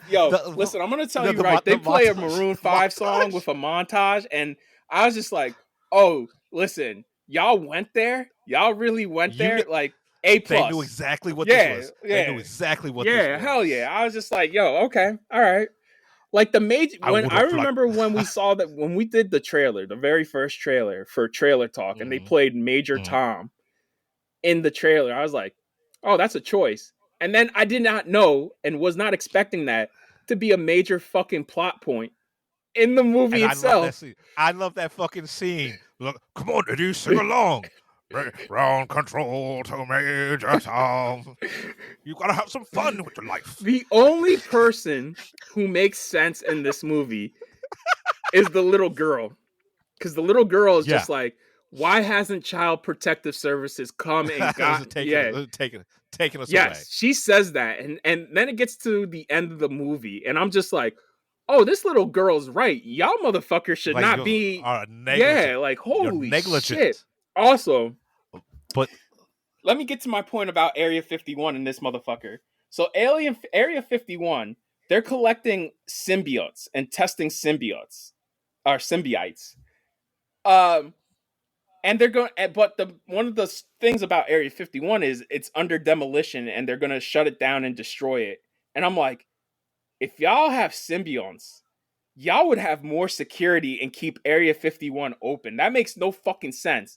To the point where a whole ass family easily sneaks into Area 51. Guys, in real life, Area 51 has signs up 100 yards from the actual base saying, any closer and you turn to red mist. We have permission to open fire and kill you.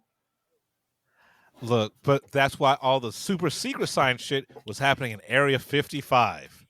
What the fuck are you talking about? Right? No, because it was called because Area 51 was being closed down. But once she drove her old beater truck, right?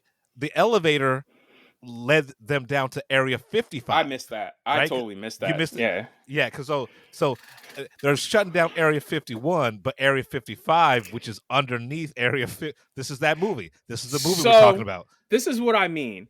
During the credits, Jeff said something to Christian Harloff, and I was just like, bro, there's no logic here.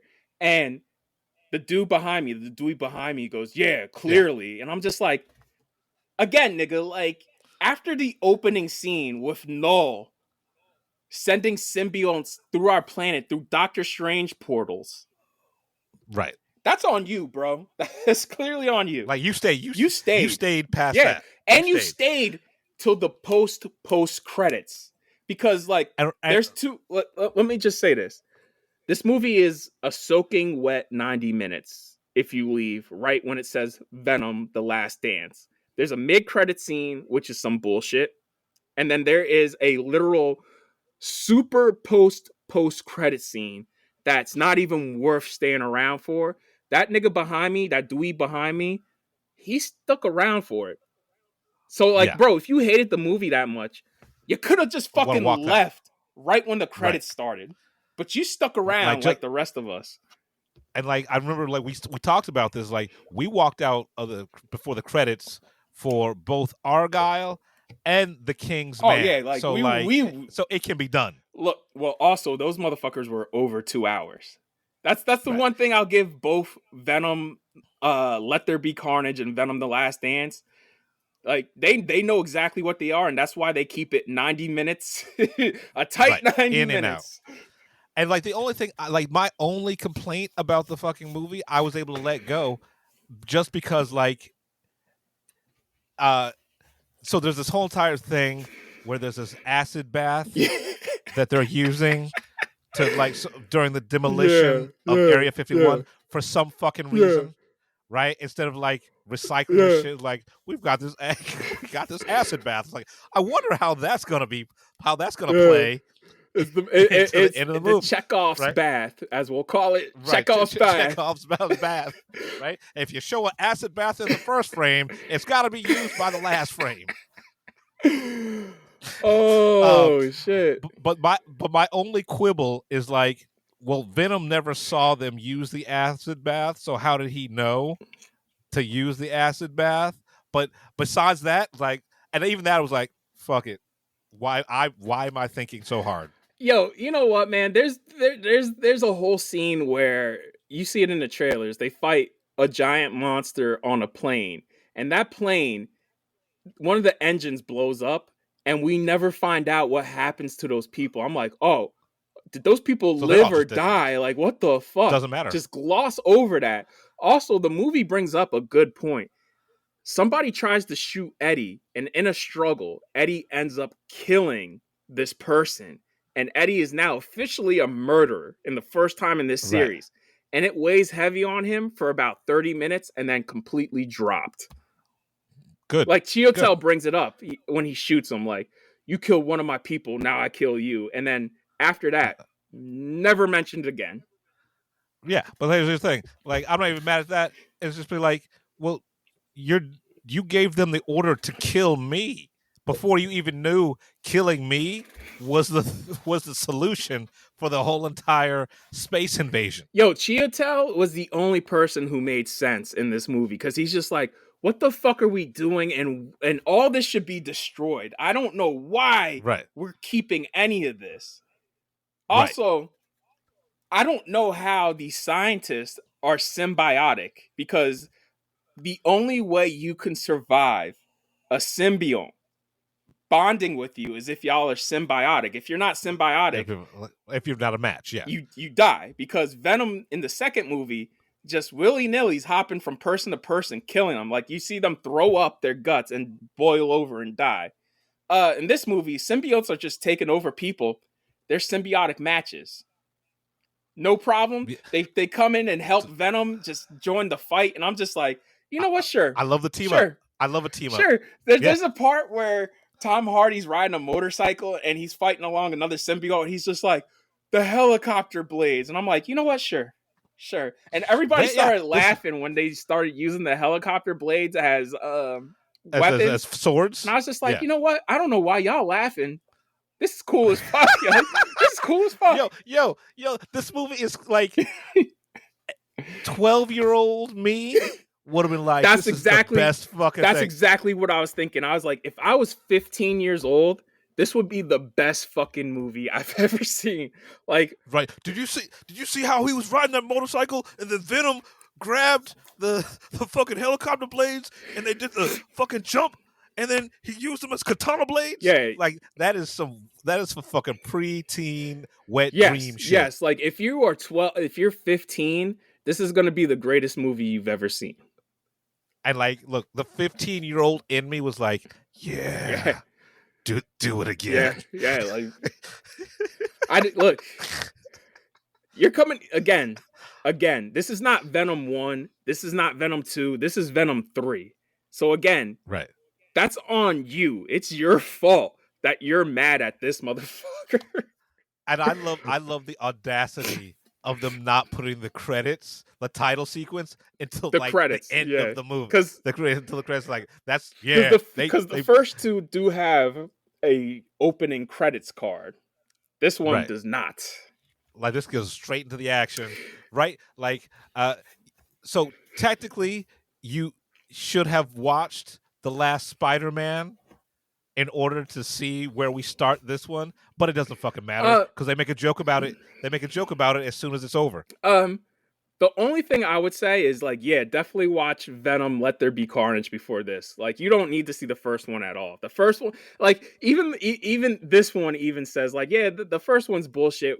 We're really a sequel to the second one. Like, the second one, I watched a few days before we saw this third one. And when I was watching the second one, I was like, oh, fuck, I forgot Stephen Graham was in this, because I remember Stephen Graham being in the trailer. I'm like, oh, I guess Stephen Graham's going to be some sort of villain.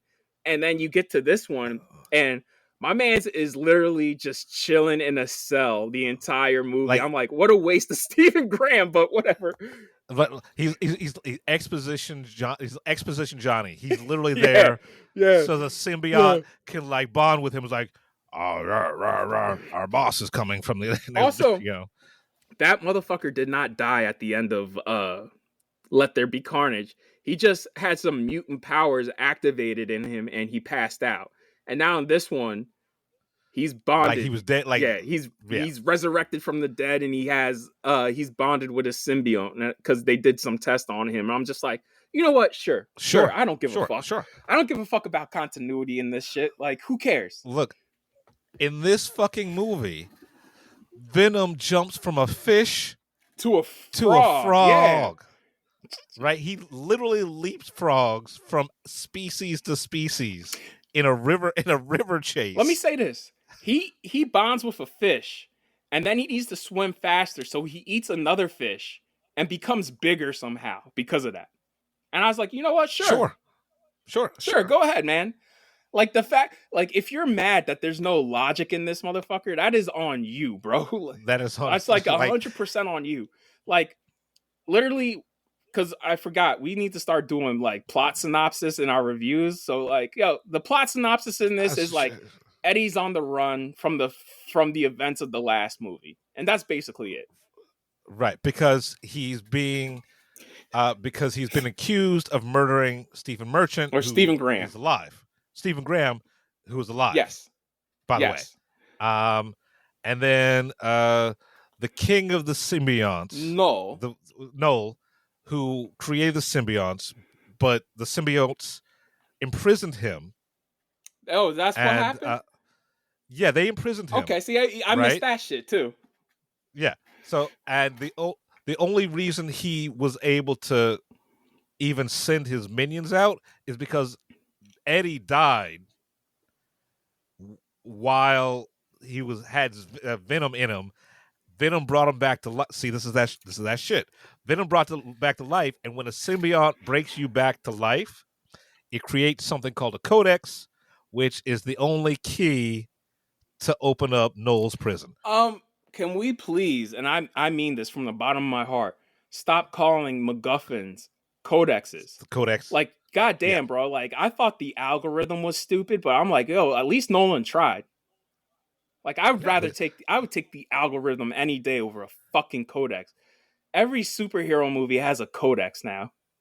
Codex or anti-life equation or something that makes no fucking sense. That's why I respect Mission Impossible 3, because JJ's like, I don't give a fuck. We're calling it the Rabbit's Foot. Like, that's exactly what we're calling it. The Rabbit's Foot. And it's literally something for us to chase. Yeah. And you know what's cool? We never see the Rabbit's Foot in that movie. Yeah. Ever. That's fine. I would honestly, I would respect this movie even more if it went full retard and just called it the MacGuffin. Yeah, 100%. This logic is barely an issue here, right?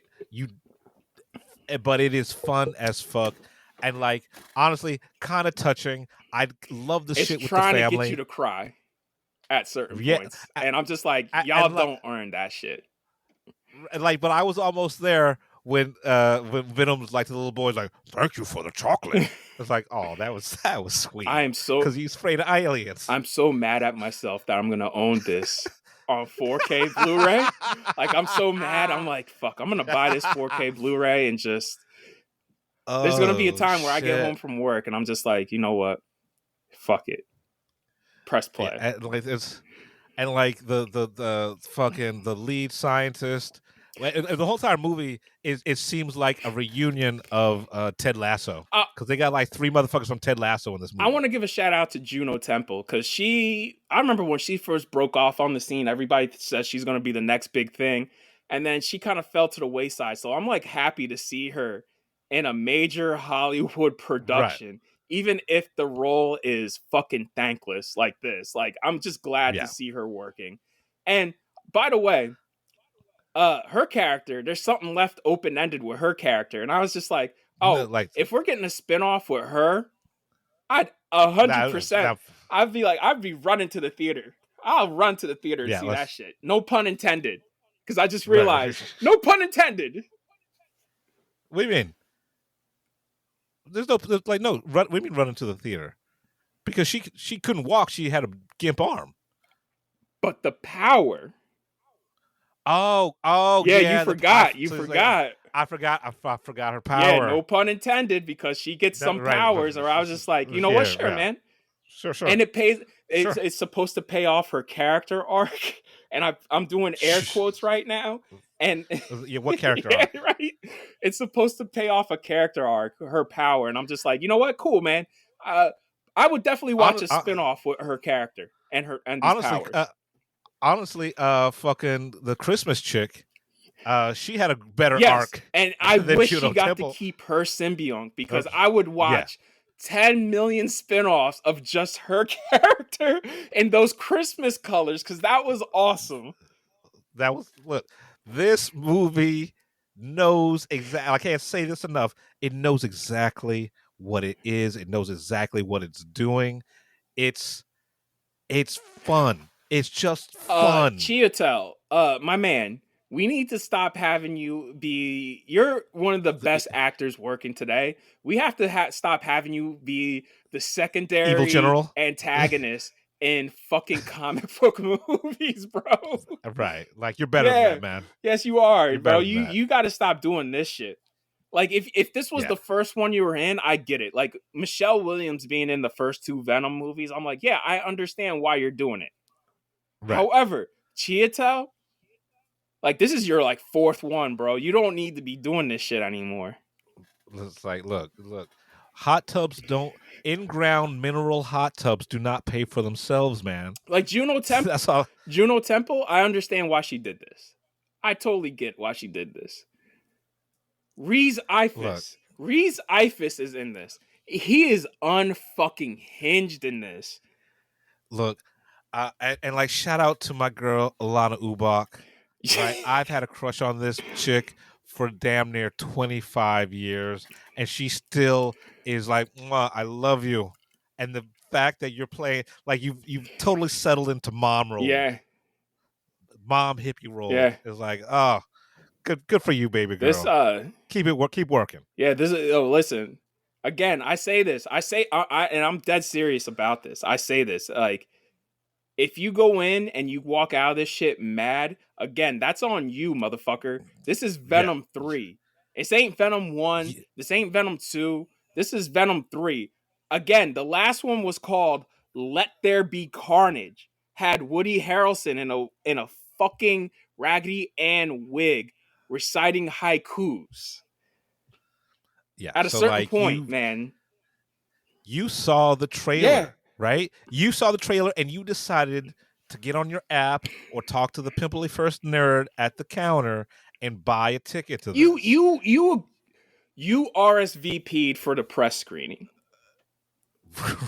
Right? You, like, the fact that you are sitting behind me, kicking my seat the entire movie, and then have the audacity to be mad at this. Like, nigga, like, that's a you problem. That's not this movie's problem. That's a you problem.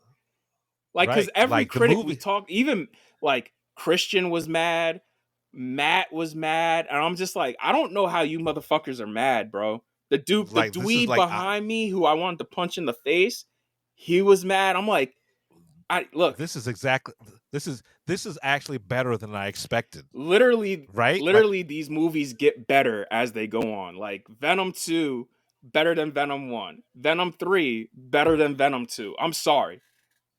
Right. But, like, they're not good movies. No. But I will... Right, but they're better. I will say, I own Venom 2.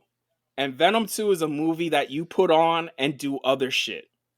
Venom 3, another one you put on and you do other shit. Like, I enjoy... And I say this. I like Venom 2. I really like Venom 3. I say this from the bottom of my heart.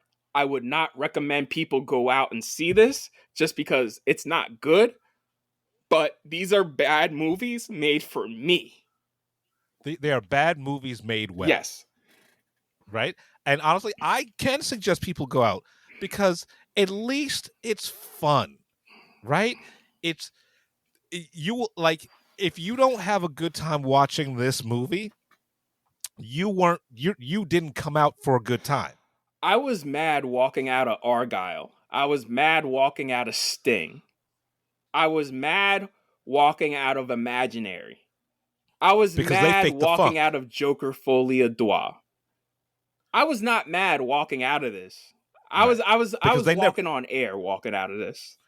Because they never sold, like, this movie never sold you a movie that they didn't make. Right. Right? All those other movies sold you movies that they didn't make. Well, Imaginary looked like shit from the trailer, so. Yeah, I mean, I didn't see Imaginary. That's the horror version of If, right? Yes. Or whatever. Yes. Yeah. But, like, wild that this Argyle, all came out this year. Oh, I forgot. Sting made me mad too. Yeah, you said Sting. Sting. Did I? Okay. All right. Yeah. Yeah. Argyle sold us on a totally fucking different movie. Right? That's why I was so pissed off. Oh, next episode we got to review the trailer for Love Hurts because I just watched that. Yeah, Amazon. All right, what is it? You'll see. All See. right, I'll look it up. But yeah, I can't I can't talk enough about Venom, The Last Dance, because I had so much fun watching this. I want to watch. Talking about it right now, I want to watch it again. Oh yeah, right yeah. now. Like I'm gonna go see this motherfucker in IMAX 3D. Right. This was fun, and it was it was action. The action is competent, right, and it made me feel like a 15-year-old. It made me feel like a kid. Let me preface this, because I know a lot of you motherfuckers are gonna be like, "Oh, you're going to the real IMAX to see this?" I'm like, "No, I'm going to Neshaminy and seeing this." Right, yeah. No, this is not an 8-story IMAX experience. This is your local IMAX has digital laser, pristine sound. That's good enough. Yeah, this is good enough to see it in any large format that's within 20 miles of your house. Yes. If you do not travel more than 15 minutes to see this movie. Yeah. Like, I'll give you 25. I bet RDX. Oh, you mean 40X? 40X. Oh, hell yeah. This should 40X. be hard, but I'm not paying 40X money to see this shit. Right, but like, I would see this again in 40X. Oh shit. That might be the weekend project. All right, listen, I did it for Transformers. I reviewed Transformers in 40X. Right. And after Transformers in 40X, I don't know if I want to see another movie in 40X, because that shit was... I don't know if there's going to be a better 40X experience than Transformers, because that shit got violent. Like, Jeff. Like Twisters was fun, but Transformers was violent, Jeff. Like, my 3D glasses flew off my face. No, what? I'm going to see this in 40X because I want to feel what it feels like to ride a Venom horse. Yo, listen, that Venom horse, like, they show almost the entire sequence in the trailer, but it's still amazing. Still fucking amazing. In the movie, you're just like, yes. And then just the good horsey. And then the good horsey. And then just to end it with that awful joke that had me and you dying. Talk about horsepower. I was just like, oh shit. Yeah, like they did it. They did that shit. Oh shit. Yeah. Like I very rarely do I clap for a movie. I'm clapping. Yeah, we were for the this only two who movie. clapped at the end of that motherfucker. Look, man, again, I say this. If you go into this and you leave angry, that's your fault, baby. That's between you and your therapist. Like, yo, listen, you have nobody to blame but yourself. Like, you don't go like that. That's like me going to, like, let's say Argyle was successful. That's like me going into an Argyle sequel and expecting it to actually be better or good. Yeah. Like it told you from the Venom horse in the trailer, it told you exactly what it was. Yes, man. Venom turns into a fucking horse and then just jumps over the Grand Canyon. Because you know what? Why the fuck And not? Venom can swim in water now? Yeah, Venom can do a whole lot of things. Man. Like that. Venom can turn into a parachute, apparently. Yeah, that shit. I was the only person laughing at that part. Literally the only person laughing in the theater. Because he's giving like, all right, soft landing. Engage your core. Engage your core. Yo, this is the best gay romance buddy cop movie ever made. Yeah, it's better than Queer. and don't get me wrong. Queer's a good movie. This is a bad movie, but I just enjoyed this more than Queer. Yeah. So like, by the time this comes out, honestly, Venom, The Last Dance, it is a worthy capper to this trilogy, and it's the best thing Marvel has sort of done in the last year. You know what? We might as well talk about it. They set up Null as the big bad for their little Sony universe, and I'm just like, who's going to be around to fight this guy? Because the only thing that works in this universe that people like is Venom, and it's just because everybody if you were born in the mid 80s or after, there's been a point in your life where you saw Venom, just even the picture of Venom, and it was just like, that's a cool looking motherfucker. That's cool as fuck. Yeah. That's the only reason why these movies make money. Yeah. It's because, it's like Black Spider-Man. Yeah, exactly. But he's badass. But he's evil. He's Spider-Man, but evil, man. It's cool. And he got that long tongue. He's cool, man. But he eats yeah. Like it's yeah, look.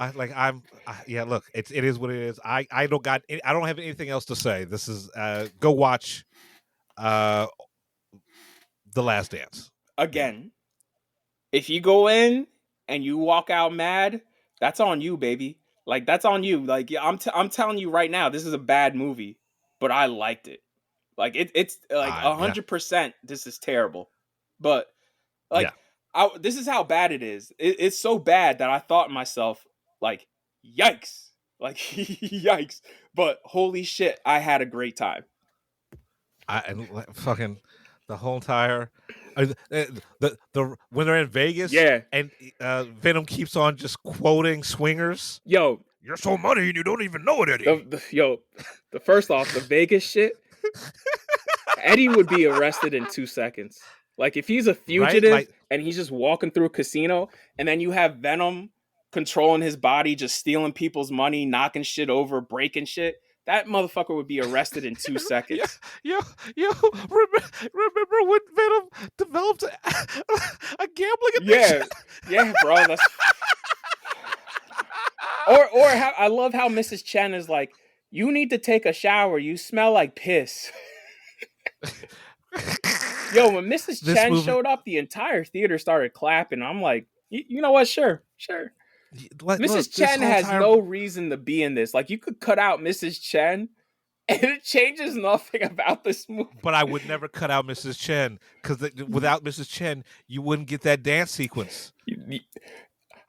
I love how even Eddie points out how absurd that is, because even he's like, when did you guys have the time to learn this? I love this fucking movie because it makes no sense, but it knows it makes no sense. Also, I love how they reach Vegas and just randomly Mrs. Chen is also in Vegas, fucking having a vacation. But rich now. Yeah. But rich now. Makes no sense. And I'm like, who's running the convenience store? Doesn't matter.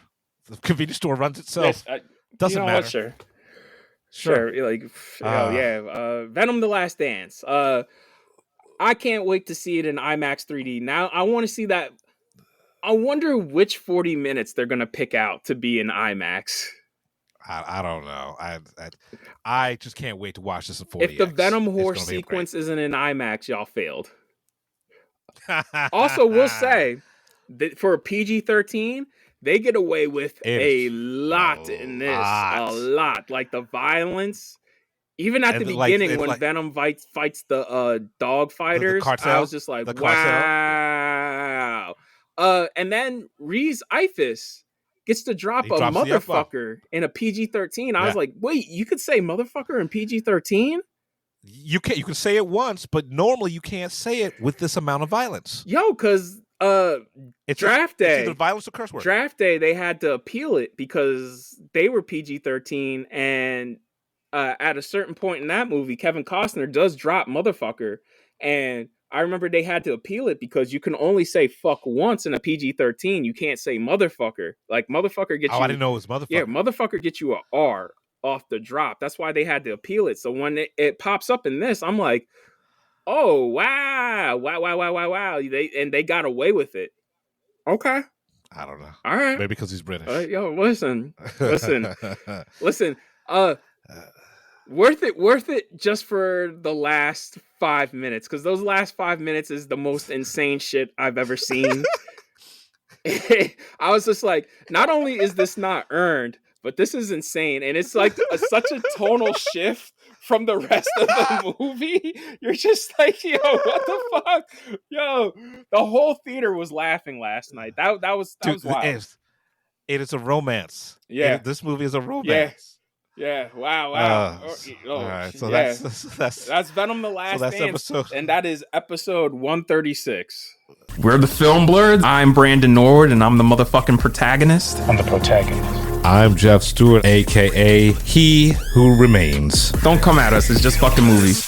You've been listening to the Film Blurs podcast. Man, I just love what you guys do, man. I never miss an episode. It's the best. It's my favorite podcast. Follow Jeff on IG on MindFireXL and Brandon on Twitter at BJN Tweets.